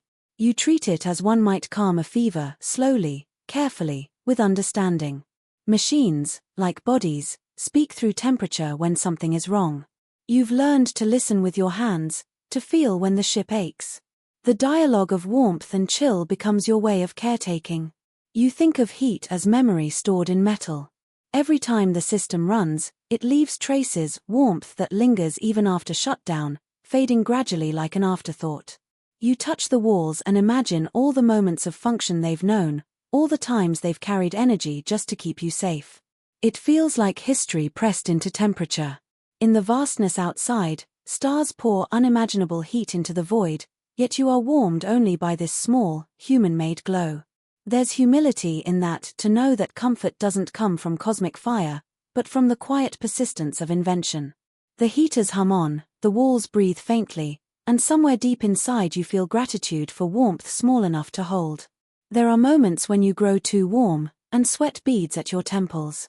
The sensation is almost shocking, proof that you are alive, that your body still reacts, still adjusts. You close your eyes and smile into it, remembering what it felt like to complain about heat back on Earth. You'd give anything now for a summer breeze or the heavy air before rain. Temperature governs mood more deeply than thought. When the cabin is warm, your voice softens. When it cools, your words grow sparse, your movements slower. You've become a creature of thermal tides, your emotions ebbing and flowing with degrees. The body and the ship are aligned in a secret dialogue of warmth and calm. Sometimes, the heater clicks, pauses, and resumes a sound so small yet intimate. That momentary quiet teaches you how fragile balance is. You learn to be grateful not just for warmth, but for its continuity. To be kept at the edge of comfort, never falling fully into cold or heat, is a delicate art, one that machines perform without pride. You begin to dream in temperature. Some nights you dream of warmth so deep it glows gold, other nights of cold so pure it feels like music. In both dreams, there's peace. They are not opposites anymore, they are partners in balance. When you wake, the cabin's air feels like an echo of those dreams, softly between extremes, tender and forgiving. Your breath fogs slightly against the visor, a reminder that warmth is always fleeting. Each exhale carries a tiny bit of yourself into the room, joining the cycle of temperature the ship manages so gently. You are not just its passenger, you are part of its equilibrium. Together, you create climate, the soft weather of survival. When fatigue comes, you drift closer to the vents, listening. The hum is lower, deeper now, almost like a lullaby made of vibration. The warmth wraps around you in waves, unhurried, patient. You think of how many hours you've spent being held like this, not by arms, but by air. You close your eyes and let it speak to you, in its wordless, thermal language. The body knows before the mind does when heat changes. You sense small shifts in your bones, in your breath. You've learned to trust that instinct, that deep animal wisdom that responds to warmth and chill. In this, you are both ancient and new, a human afloat in machinery, surviving by the oldest sense of all. Even in dreams, you feel it. The balance never truly leaves. Temperature holds you the way gravity once did, softly, invisibly, with purpose. It cradles your drifting form in the vacuum's endless quiet, promising that life, for now, continues in warmth. You breathe out, the air misting faintly, and in that fleeting cloud, you see what survival means: heat, patience, and the smallest language of care. Out beyond the fragile walls of your small vessel, light becomes something else.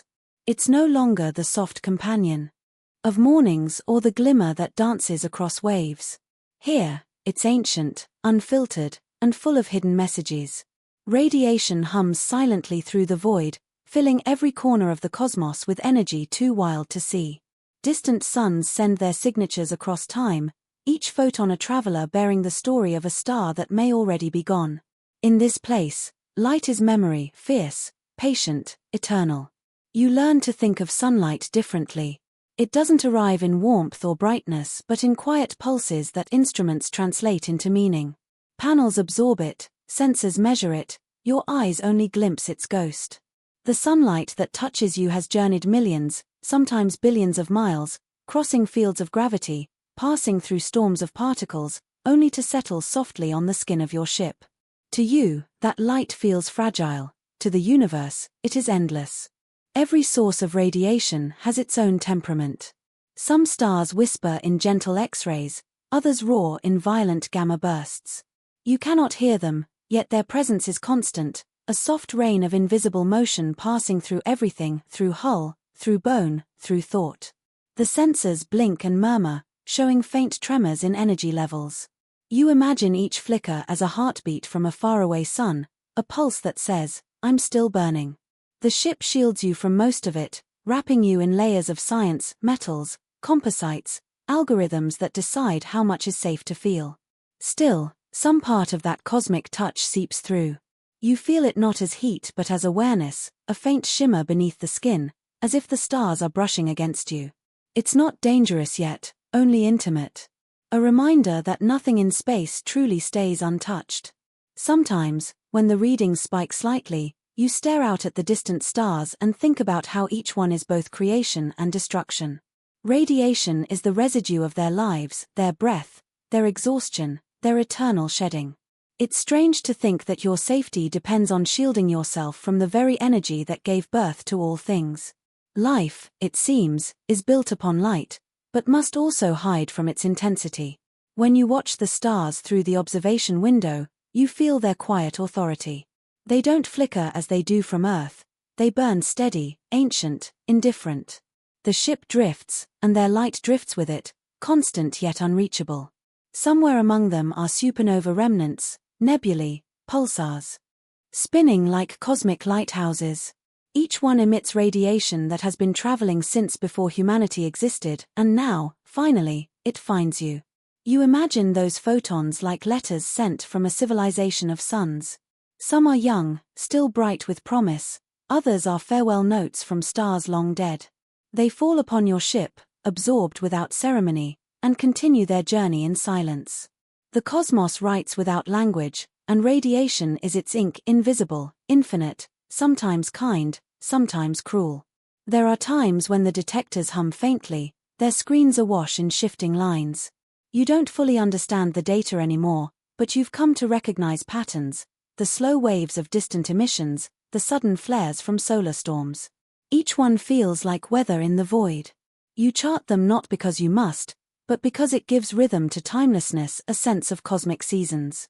When storms from the sun approach, the light changes subtly. The interior of the cabin grows uneasy, almost alive. Instruments buzz, panels hum slightly louder. You brace, not out of fear but reverence. These storms are not tempests in the human sense, they are expressions of a star's pulse, immense and impersonal. You close your eyes and let the invisible waves pass, trusting the walls around you to translate chaos into survival. You think about radiation as both danger and story. It can burn, but it can also inform. Every planet, every fragment of rock out here holds traces of what light has touched it. Through radiation, scientists can tell the age of stars, the shape of galaxies, the breath of time itself. Even in your isolation, that thought comforts you. You are floating in information, wrapped in history too vast to comprehend. Sometimes you drift near the path of an old pulsar. It sends out its beams like a clock, each rotation marking a rhythm older than civilization. You listen to it through instruments that convert the pulses into faint sound. It's like hearing the heartbeat of the universe itself, steady, relentless, eternal. You feel small, but not lost. That sound tells you that order still exists amid infinity. The walls of your ship shimmer faintly as they absorb the constant rain of energy. You think of them as skin, scarred, resilient, but alive in their own way. Each tiny impact, each spark of radiation, becomes part of the vessel's memory.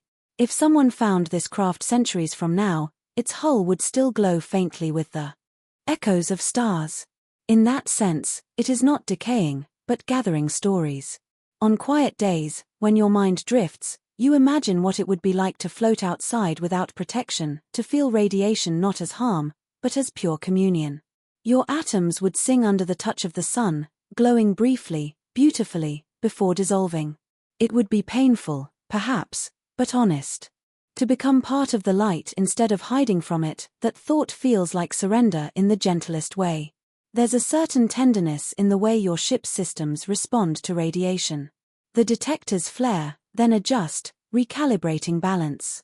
It's like watching a body heal itself, tiny defenses rising quietly, no panic, no rush. The ship, like you, has learned the art of coexistence, not resisting the universe, but learning how to live within its constant exposure. You remember how, on Earth, light had personality, the blush of dawn, the gold of afternoon, the deep blue of twilight. Here, light has no color, only presence. You see it not with eyes but with sensors, and yet it feels no less real. The radiation from distant suns replaces color with meaning, a purer form of illumination that belongs more to thought than sight. Sometimes you speak to the stars without words. You look out through the viewport and imagine they can sense you, that your warmth, small as it is, radiates back to them. A trade, however brief, they send light, you send heat. energy shared between two distant forms of life.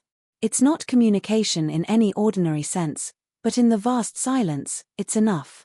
When the sun of your own system rises over the black horizon, its light doesn't blaze, it seeps, gentle and patient. You watch the edges of the ship catch the faint gleam, and you feel the temperature rise by fractions of a degree.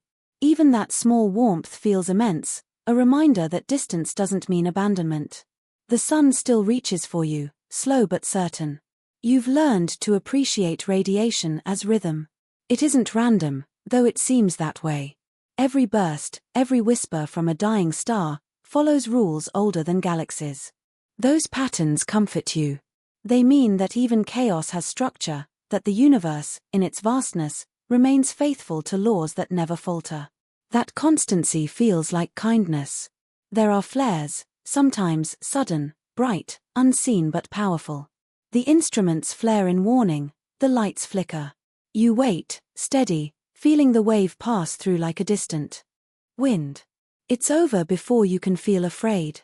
Afterward, the silence feels deeper, as though the universe just took a long breath. The calm that follows is not emptiness, but relief. The more time you spend listening to radiation, the more you begin to think of it as music. Not in melody or harmony, but in persistence. Every star, every atom contributes a note to the endless composition.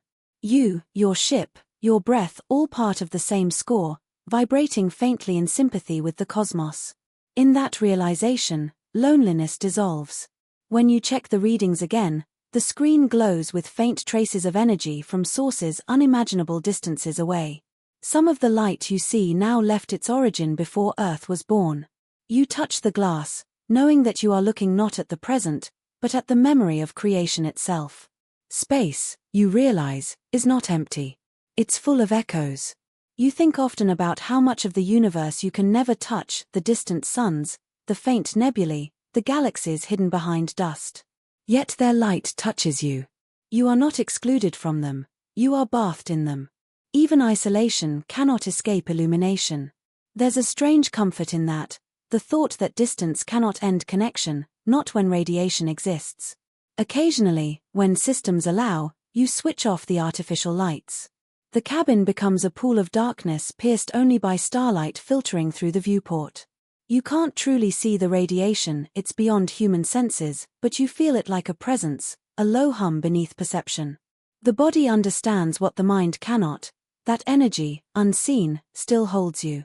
The protective shield sometimes clicks faintly as particles strike it. You imagine each impact as a conversation, an atom saying hello after a billion-year journey. You wonder if, in its own way, the universe notices you too. Perhaps radiation, that eternal traveler, carries whispers both ways, from stars to you, and maybe, softly, from you back to the stars. The idea that radiation can both kill and create never ceases to fascinate you.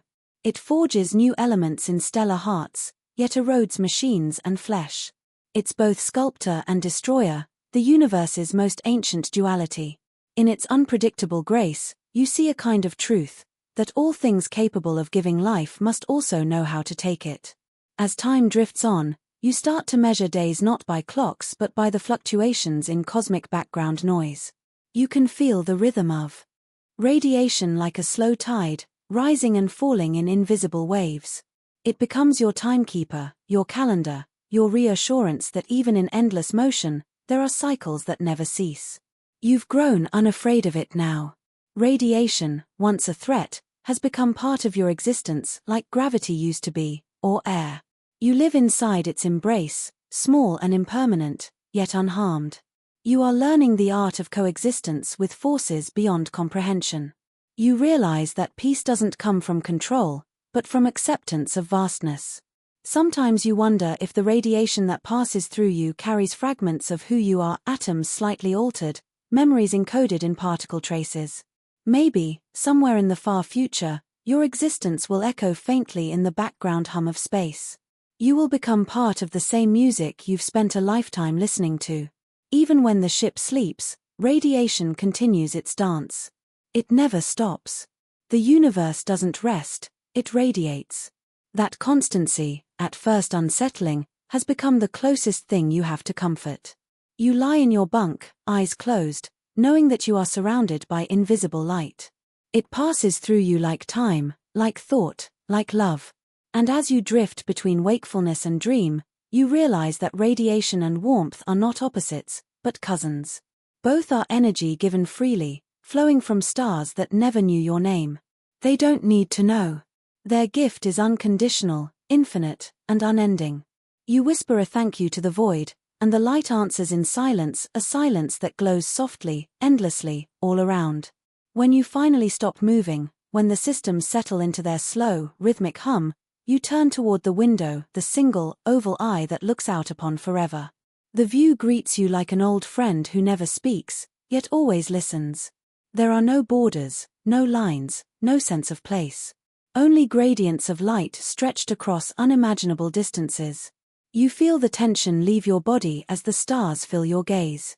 It's not excitement that the sight brings, but something gentler and easing, a return to quiet understanding. The glass holds more than light. It holds calm. Every speck you see out there seems both impossibly far and yet close enough to touch.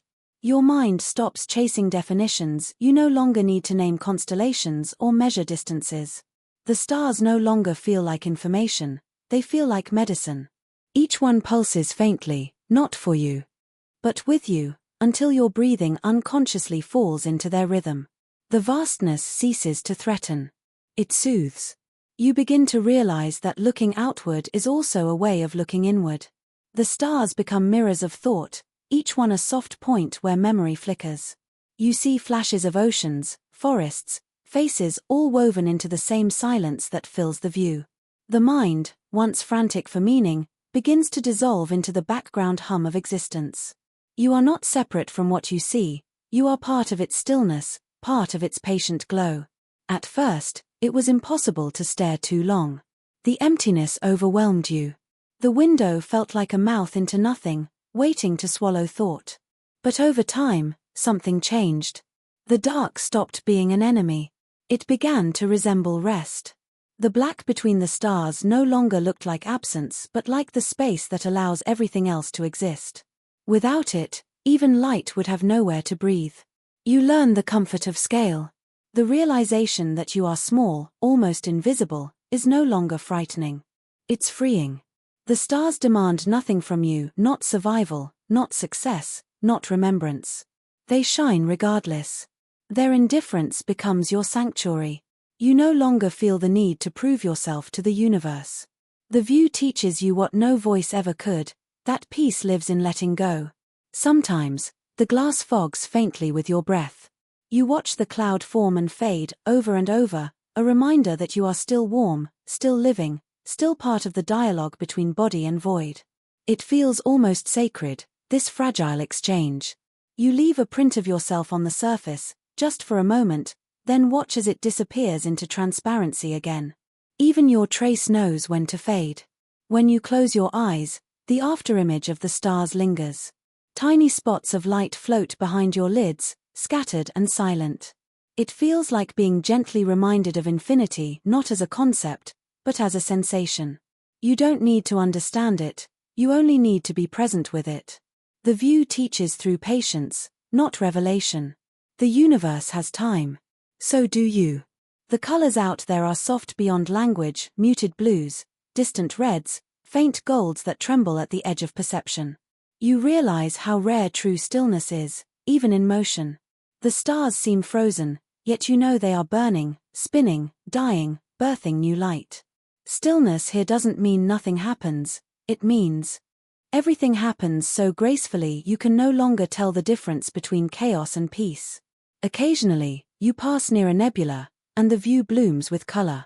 The soft tendrils of gas stretch like watercolor across the void, slow as thought. You watch, unmoving, for hours. It feels like looking into a painting still being made by unseen hands. The shapes are never sharp, never certain, but endlessly kind. In their haze, you find rest, the kind that comes only from witnessing something larger than comprehension. The stars begin to feel like heartbeat points. You trace constellations not to remember navigation, but to create small rituals of calm. One bright point becomes your marker for sleep, another your signal for waking. Even though they move too slowly for you to see, the illusion of order comforts you. You name them gently, knowing your names will mean nothing to anyone else. That, too, feels like peace. There is no horizon here, yet the mind creates one anyway. You imagine a faint line separating dark from darker, a boundary where possibility begins. When you look there long enough, you feel the pull of perspective. It's strange how even in infinity, the human mind seeks edges, seeks home. But instead of sadness, this realization brings tenderness. The search itself becomes soothing. Sometimes you see faint flashes of movement, satellites, debris, distant objects reflecting the light of suns you cannot see. Each glimmer passes wordlessly, like a thought entering and leaving your awareness. You stop trying to chase them. You let them drift, understanding that not every light must be followed. The view teaches the art of staying still while everything moves. When you are restless, you turn toward the stars as others might turn to music. There is a rhythm in their arrangement, a slow pulse that doesn't require understanding. Looking at them is like listening to the longest lullaby in existence. You don't know the melody, but your body does. The muscles relax, the breath deepens, and the mind lets go of its corners. Sometimes, you imagine the light as something alive, the stars whispering to one another in wavelengths beyond perception. You picture them sharing stories, trading warmth across galaxies. You smile at the thought that even in their silence, they might still keep each other company. It makes solitude lighter to carry, knowing that the universe, too, resists loneliness in its own quiet way. The longer you stare, the more you understand that beauty does not need witness to exist. These stars would burn just the same if no one ever saw them. Their glory is not performance but persistence. That truth seeps into you, settling somewhere deep. You begin to feel the same way, that your existence need not be seen to be real. Being is enough. There's a moment each cycle when light from a nearby star catches the edges of the ship, scattering reflections inside the cabin. You watch golden fragments drift along the walls, soft and slow. For a brief while, the inside and outside seem to merge. Space enters your home, and your home answers with warmth. It's a small communion, wordless yet complete. Sometimes, the ship's reflection overlays the stars in the glass, merging your image with the cosmos beyond. You see your own faint outline surrounded by infinity. It's humbling, almost tender, as though the universe is reminding you that you belong to it, not apart from it. You're not lost here, you are simply part of something vast, and that thought feels like an embrace. The stars shimmer differently each day. Sometimes they feel sharp, almost cold, other times they seem to blur, soft and forgiving. You realize it's not them changing, but you. The state of your mind colors the light. The stars are mirrors not of the past or the future, but of your present, reflecting whatever emotion you quietly bring to them. You notice how time dissolves while you watch. Minutes and hours lose their edges, becoming fluid. There's no sunrise, no sunset, only the slow turning of the ship, the gentle shift of brightness. It's the kind of time that heals rather than measures. The stars teach you the value of moments that expect nothing from you. Every now and then, a meteor or fragment flashes briefly in the distance, streaking across your field of view. It lasts less than a second, yet that second lingers longer than any hour. In its fleeting burn, you're reminded of motion, of endings, of beauty that doesn't need to last to matter. You whisper goodbye to each one, knowing it never heard you, but meaning it anyway.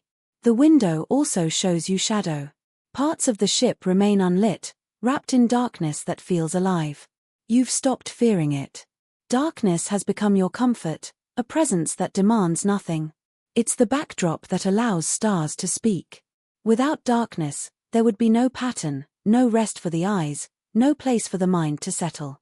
On rare occasions, when the ship rotates just right, you glimpse a planet far below or far away, a small sphere glowing faintly blue or orange. Those moments strike deeply.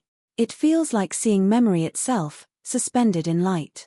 You don't long for return, you simply recognize something familiar in the distance, and that recognition feels like a heartbeat.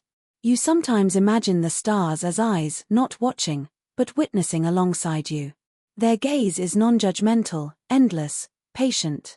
They've seen empires rise and vanish, species come and go. They've seen loss greater than yours, yet still they shine. That realization softens everything inside you. Grief becomes small beside endurance. The view is never the same twice. Even when the stars appear unmoving, you sense their silent motion. You realize that stillness is an illusion born from distance. Everything, even the quietest light, is on a journey. You find comfort in that, knowing that movement is natural, even when it's invisible. You, too, are still moving. At times, you find yourself speaking softly to the stars, your voice so low it barely stirs the air. You tell them small things, that you are tired, that you are calm, that you are still here. It's not prayer, not confession, but companionship. You imagine the light listening, carrying your words outward until they dissolve into radiation. You've stopped counting how long you've watched. The stars have no urgency, and neither do you. The act itself becomes enough, not for meaning, but for rest. The longer you look, the less you think. The mind quiets, replaced by awareness as vast as the view itself. You feel as though the light is breathing for you, slow and steady. Even the smallest star holds centuries of time within it. You think of how many beings, on how many worlds, might have looked toward that same pinprick of brightness, wondering, hoping, resting. The idea connects you to lives unseen. You're no longer alone in your gaze, you're part of a chain of quiet observers linked by wonder. There's peace in realizing the stars expect nothing. They don't care who sees them, or if anyone survives to name them. Their gift is unconditional presence. That's all they've ever offered. You begin to imitate them, to exist softly, to shine without demand, to find purpose in simply being. It feels like learning how to breathe again. And when the time comes to sleep, you don't turn away from the window. You let the view remain. The stars keep watch without judgment, the darkness folds around you like a blanket, and the hum of the ship joins the stillness. You drift off knowing that the universe outside continues, vast, indifferent, beautiful, and that its quiet light will be waiting when you wake. The hum of the ship fades into a softer vibration, almost like a lullaby folded into machinery. You let your shoulders drop, the tension slowly slipping away, as if the air itself encourages stillness. Out here, nothing moves quickly. The stars drift in ancient patience, and you find yourself matching their tempo without effort. Each breath becomes deliberate, drawn in with the knowledge that it connects you to everything that still glows in the cold. To slow your body here is to listen to the language of silence. You notice how every muscle, once so alert and cautious, now begins to loosen. The body learns from its surroundings, it mimics the calm of the void. Even your heartbeat seems to dim, pulsing in quiet agreement with the rhythm of space. You no longer fight the stillness, you sink into it. There is nothing left to chase, no next step waiting to be taken. The journey becomes inward, where thought and breath drift together, suspended in balance. Your thoughts begin to soften around the edges. They stop arriving like commands and start flowing like mist. Each idea loses its sharpness, dissolving before it can trouble you. You realize that the mind was never meant to sprint endlessly, it too was built for rest. Out here, surrounded by infinite quiet, it learns again how to idle, how to pause between beats of awareness. It feels like rediscovering something ancient, a piece older than memory. The ship's air recirculates with a slow, steady whisper. You start to notice it as more than background noise. It becomes a partner in rhythm, a soft presence that reminds you to keep the pace unhurried. Each inhale feels earned, each exhale a gentle offering to the silence around you. You begin to sense how the body and the void understand one another, both are vessels for motionless movement, both know how to rest without ending. Your senses adapt to the slowness. Sounds feel stretched, small clicks and distant hisses echo longer, becoming part of an endless hum. Even light moves differently here, refracted in its own deliberate delay. It glides instead of shines. Your mind begins to mirror that quality, trading flashes of thought for smooth, continuous awareness. Nothing here demands speed. You understand that stillness is not emptiness, it is presence held with care. As you float, every motion carries new weight, not heaviness, but meaning. Turning your head, lifting a hand, Each act feels measured, almost ceremonial. You begin to appreciate motion as something sacred, not to be wasted on restlessness. It's as though the universe whispers, move less, feel more. You listen. Even blinking slows, each closure of your eyes feeling like a small surrender to the comfort of timelessness. When you let your body drift freely, there's no difference between up or down. You rotate gently, without will, guided by invisible traces of momentum. The ship doesn't resist you. The air cushions every movement, turning even the smallest shift into poetry. You begin to understand the grace in letting go of control, how the body, when trusted, finds its own quiet dance in zero gravity. It's less movement, more surrender. You become acutely aware of your breathing, how it changes shape within you. The air enters cool, leaves warm, and in that exchange, you sense connection. Your warmth given back to the world, your stillness shared with the surrounding void. The act of breathing becomes a meditation, a slow exchange of existence between you and everything else. Nothing feels wasted, not even a sigh. Your thoughts, once tangled, now drift like slow-moving clouds. They take their time to form, to fade, to change shape without urgency. You realize that slowing the mind isn't about silencing it, but allowing it space to wander softly. Ideas don't collide anymore. They merge, dissolve, reappear in gentler forms. The silence here doesn't demand quiet, it teaches it. Sometimes you catch yourself counting heartbeats. The rhythm steadies you. Each thud seems to echo into infinity, fading so gradually it could be mistaken for the pulse of space itself. There's no rush for the next beat, just the satisfaction that it will come in its own time.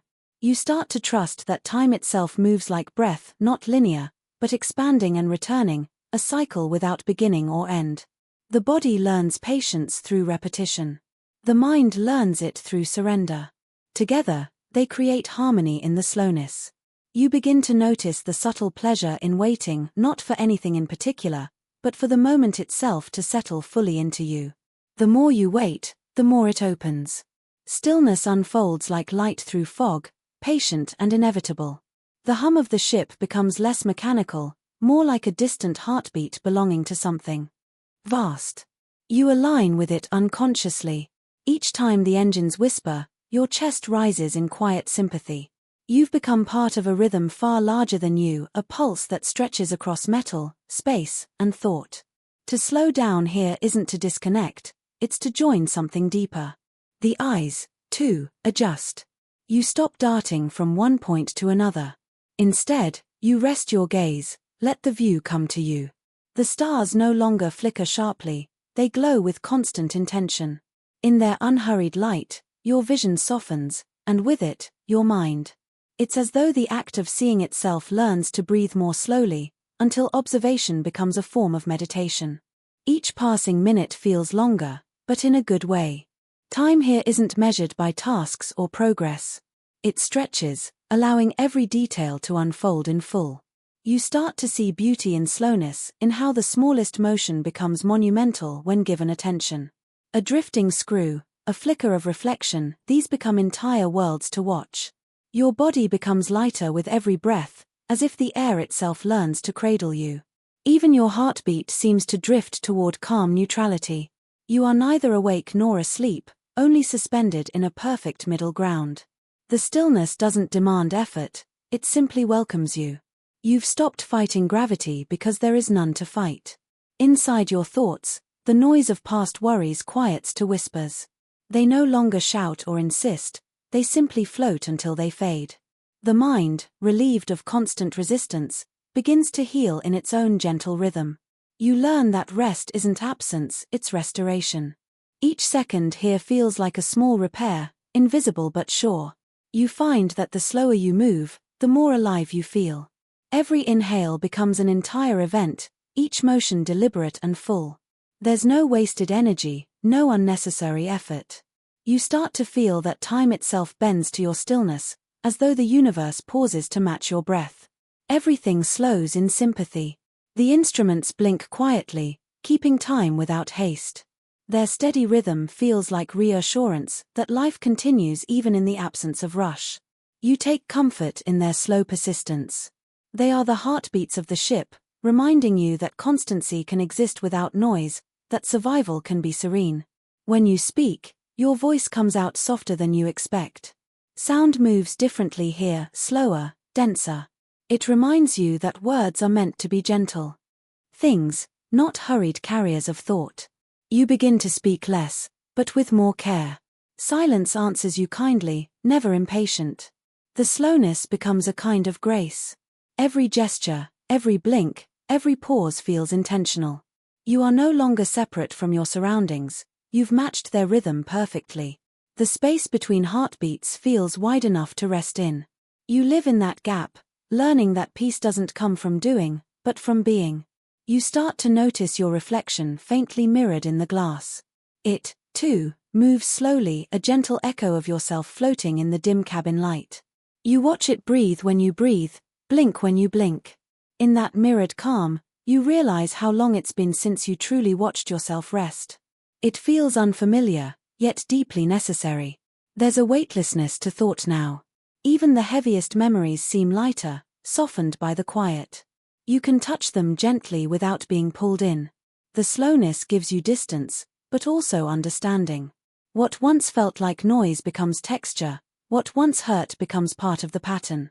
Stillness teaches acceptance through time stretched thin. When you close your eyes, the mind doesn't race ahead. It stays. You drift through the slow-motion hum of your body's systems, heartbeat, breath, temperature, all synchronized. It's a symphony of gentleness. You don't need dreams here. The act of resting within stillness is dream enough. You realize that slowing down is an act of trust that the world will continue without your urgency. That time will unfold without needing your push. It's not resignation, but alignment. You are part of something unhurried, eternal, quietly precise. The stars outside approve with their patient glow. Every so often, the ship shifts its angle slightly, and new light trickles through. It feels like a subtle reminder that movement doesn't have to break stillness. You can drift and still remain calm. Momentum and serenity can coexist, each feeding the other in quiet balance. You imagine your heartbeat as a small companion light, blinking in rhythm with the stars. The connection feels tangible, like a thread between body and cosmos. The slowness allows that illusion to breathe. You begin to understand that peace isn't found, it's tuned into, like a frequency waiting to be heard. The more you slow, the more you sense life moving through you, not around you. Time, light, warmth all flow seamlessly, without separation. You stop existing as an observer and start existing as part of the gentle machinery of being. It feels endless, effortless, right. The silence becomes kind. It doesn't press, doesn't threaten. It simply holds. You are both surrounded and supported by nothingness, which somehow feels like everything. The slower you become, the more the universe opens. The mind no longer counts the moments, it inhabits them fully, one soft breath at a time. And in that final drift, where breath and thought are one, the body finally learns the secret of the cosmos, that speed was never the point. Existence has always been about pace, about the graceful rhythm of continuation. You exhale once more, long and unbroken, and let the quiet take the rest. Even in the endless quiet, hope finds a way to hum. It's subtle at first, a flicker in the back of the mind, a brightness that refuses to dim. You realize that being lost doesn't mean being without direction, it means every path is suddenly open. Out here, where distance has no meaning, every moment feels like a new beginning. Hope doesn't shout, it glows softly, like starlight filtering through thought. You begin to imagine the ways forward, not as escape routes, but as gentle openings waiting to be noticed. Hope begins as a feeling, not an idea. It doesn't come from plans or control, but from the quiet belief that existence itself leans toward life. You look at the hum of your instruments, the soft gleam of light across the panel, and realize how much works in your favor without demand. Systems keep breathing with you, the ship still protects you. The universe, vast and cold, still allows this moment of calm. That allowance itself feels like kindness. It's strange, you used to think of hope as something sharp, something burning bright and fast. But now, it feels slow, like light traveling through thick air. It doesn't rush to arrive, It simply continues, steady and patient. You start to see that hope isn't what saves you later, it's what sustains you now. It's woven into every breath that chooses to continue, every blink that welcomes the next instant. You think about how fragile your world seems: thin metal, recycled air, small lights against infinite dark. Yet inside this fragility is something miraculous. The fact that it all still holds, that it all still functions, is proof of persistence. Hope lives in systems that refuse to fail, in circuits that keep their quiet promises. Even if no one is listening, the machinery sings softly of endurance. Each time you check the readings, the data feels less like survival and more like reassurance. Numbers flicker calmly, temperature steady, oxygen stable, rotation balanced. You don't celebrate these as victories anymore, you see them as conversations between you and the universe. I am still here, you say. I know, the systems reply in silence. The dialogue continues without words, built on quiet cooperation. You begin to imagine other travelers, distant, unseen, but alive somewhere in this same vast dark. Perhaps they, too, float in small crafts, watching stars through thin glass, breathing carefully. The thought that others might exist out there doesn't make the space smaller, it makes it more welcoming. Hope becomes a connection not yet made, a voice not yet heard, but waiting. Sometimes you picture rescue, but not in desperate tones. It's more like a gentle possibility, a ship appearing as a soft light, not to save you, but to share your stillness. You imagine how calm that moment would feel, two vessels crossing paths in the quiet, exchanging glances of recognition before drifting apart again. Hope is not always about endings, sometimes it's about brief alignments. Even the stars seem to pulse with it. Their light, born billions of years ago, still travels, patient, undeterred, reaching you long after their sources may have gone. That, you think, is the purest form of hope, energy that refuses to stop giving. You look at those points of light and realize that they are ancient promises, still being kept. You feel part of that faithfulness. You begin to see hope not as something external, but as a property of life itself. Everything living reaches toward continuation.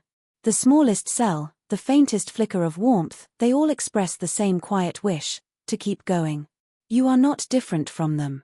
Your pulse, your breath, your thoughts, all lean in the same direction. Existence is an act of hope. The slowness helps. You have time to think, to let each thought unfold without rushing. Hope doesn't need to be hurried. It grows naturally, like light spreading through water, softening the edges of fear. You realize that in stillness, hope has room to breathe. It doesn't have to shout over chaos. It simply settles in, steady and sure. Even the smallest glimmers become precious. A tiny reflection, a faint hum, a low vibration from a working fan, each becomes proof of life, proof that energy still moves. You start collecting these small signs like tokens of reassurance. They remind you that life doesn't need grand gestures to persist. Sometimes, survival is just the steady continuation of quiet things. Hope becomes a practice. You begin each cycle by finding one reason, however small, to believe in continuation. Sometimes it's the way the ship feels slightly warmer when the sun's rays find it. Sometimes it's the rhythmic sound of air moving through filters. Each detail is a gift. You start to realize that attention itself is a form of hope, the act of noticing what still works, what still shines. Your mind, calmer now, starts to dream softly again. Not in vivid pictures or wild imaginings, but in simple, kind thoughts. What it would feel like to walk again, to see another horizon, to hear a human voice echo in shared air. These dreams don't hurt. They comfort. They remind you that longing itself is proof that you still believe in tomorrow. There's a serenity in realizing that hope doesn't need evidence. It exists before reasons. You can't prove that help will come, or that direction will return.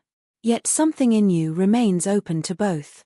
That openness is the seed of endurance. Even in the middle of nowhere, the heart keeps a door unlocked, waiting quietly for possibility to knock. Sometimes you talk to the ship, not out of loneliness, but gratitude. You thank it for its patience, for holding you steady, for not asking too much in return. It responds in quiet ways, a balanced hum, a steady readout. The relationship becomes tender. You realize that companionship doesn't need words. Hope thrives best in quiet cooperation. Looking out the window, you notice how some stars shimmer differently. You begin to imagine that each one carries a message, not for you specifically, but for anyone still awake enough to notice. Their silence feels less like emptiness and more like shared endurance. Perhaps the universe communicates not through sound, but through persistence. Even the cold begins to feel kind.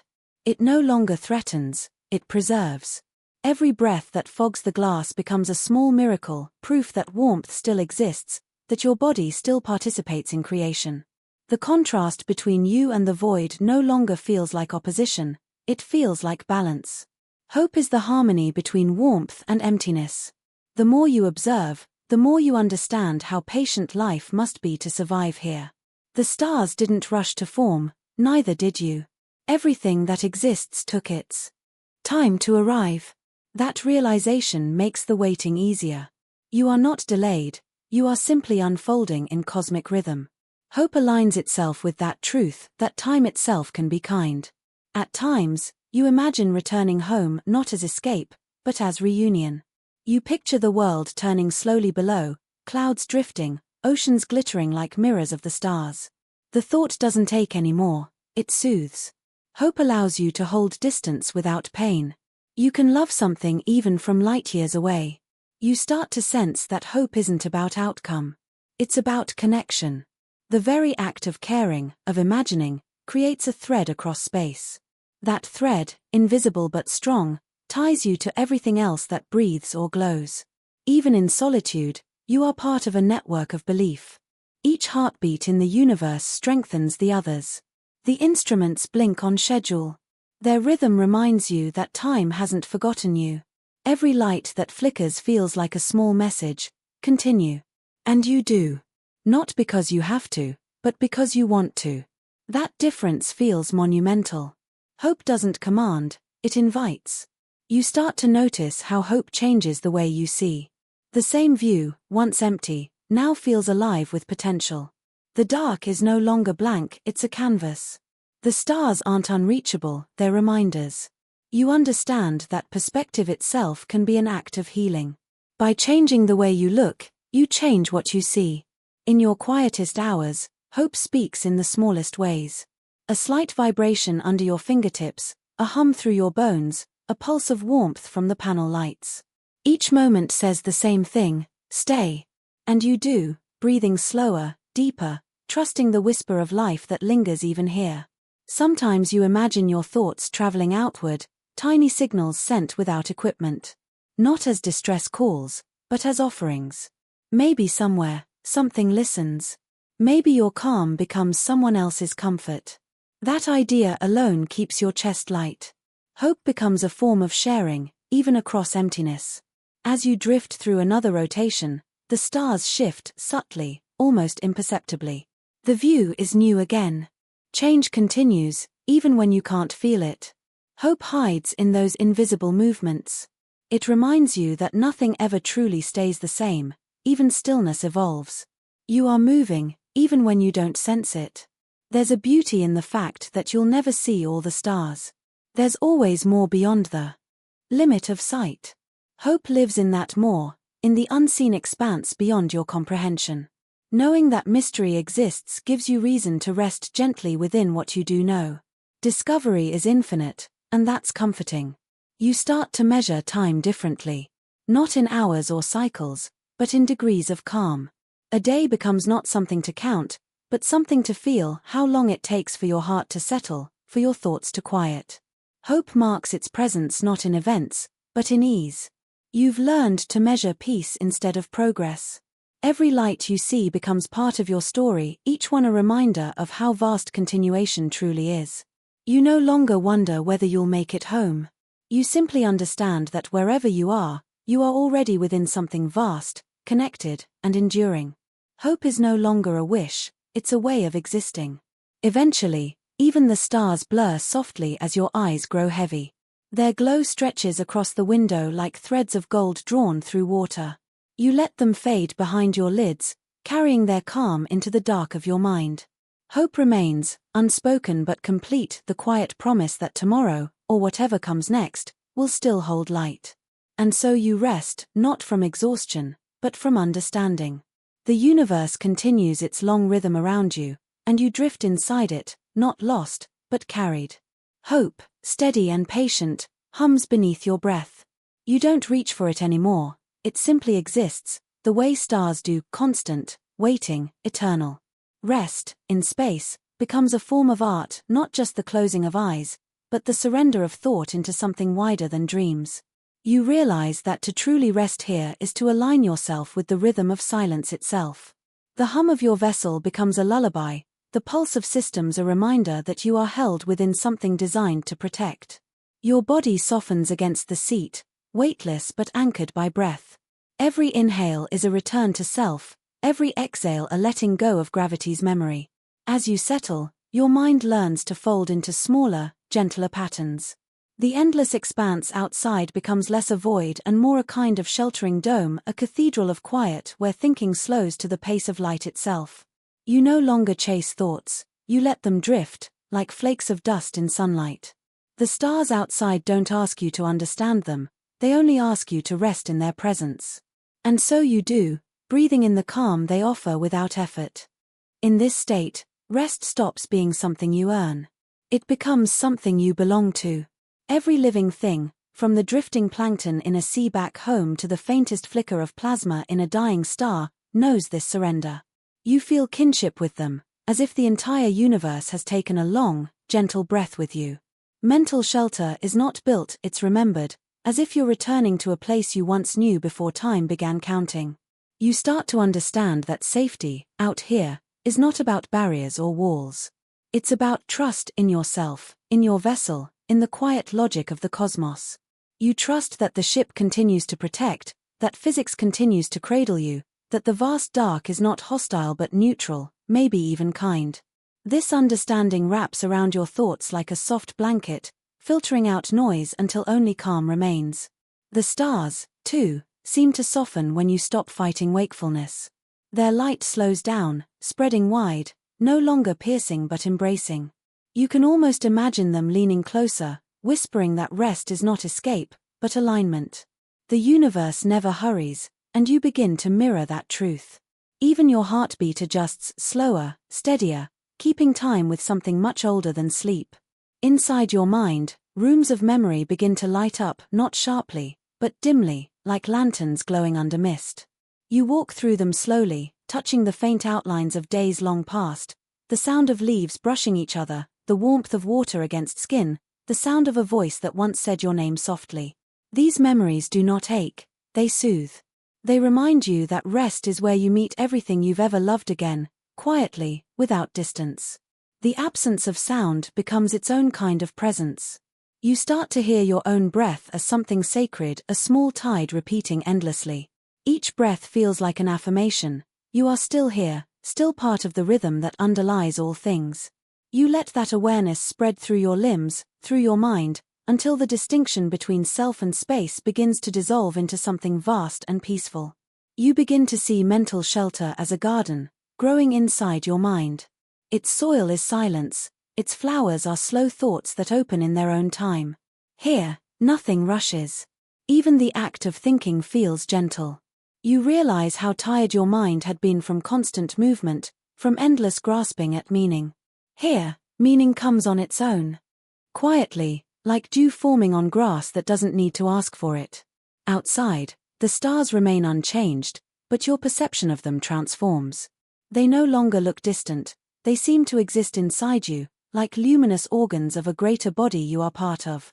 This realization brings no fear, only comfort, as if rest allows you to remember your membership in something infinite. You are no longer a traveler in space, you are space, briefly awake within itself. Even thoughts of survival grow softer, losing their edge.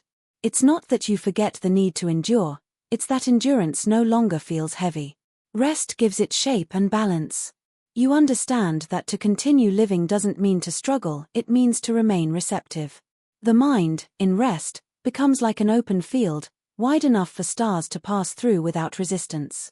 You think of home again, but not with longing. It feels less like a place and more like a gentle pulse inside your chest. You realize that home isn't where you are born or where you return, it's where you allow yourself to rest completely. Every cell of your body carries that home with it, the memory of stillness, the blueprint of peace. As sleep approaches, you feel gratitude for every working mechanism around you, the air recycler humming softly, the subtle vibration of stabilization, the glow of the console lights. Each piece is part of a small orchestra playing the music of safety. You don't need to conduct it, it knows its song by heart. Your body recognizes it, and so your muscles loosen, your eyelids grow heavy, your breath deepens. Your thoughts begin to fade into the rhythm of breathing. Images of stars dissolve into patterns of warmth. You no longer visualize the universe as separate, you sense it breathing with you, an endless expansion followed by the tender contraction of night. The very act of resting feels like participation in that cosmic cycle. You are both the sleeper and the sleeping universe. Rest also cleans the mind gently. The lingering dust of fear, anxiety, and regret begins to drift away. It doesn't need to be pushed out, it simply floats upward and dissolves, like mist leaving a lake at dawn. You realize that clarity is not achieved through control but through release. By surrendering to rest, you are freed from the illusion of endless responsibility. Even dreams, when they come, feel different here. They do not pull you into confusion or urgency. They unfold slowly, like stories written on water. You see shapes of light, soft landscapes that don't exist but feel familiar. Every dream seems to say the same thing: you are safe enough to imagine again. That message alone is its own form of healing. When you drift toward deeper rest, time loses its grip. Minutes and hours dissolve into something continuous, fluid, like a tide that never stops but never hurries. You realize that sleep in space isn't about recovery, it's about communion. You become part of the same stillness that holds the galaxies together. Sometimes, faint vibrations travel through the ship, nothing alarming, just the subtle movement of structure adapting to distance and motion. Instead of disrupting your rest, it deepens it. The sound feels like a lullaby written in physics. You feel the hull hum beneath you, a heartbeat of metal echoing your own. The more you allow yourself to rest, the clearer your mind becomes. Thoughts that once tangled now separate gently, floating like threads in calm water. You begin to see connections you missed before, small truths about why you endure, about what peace really means. It's not a thing you reach, it's what appears when you stop reaching. In your shelter of thought, the boundaries between dream and reflection blur.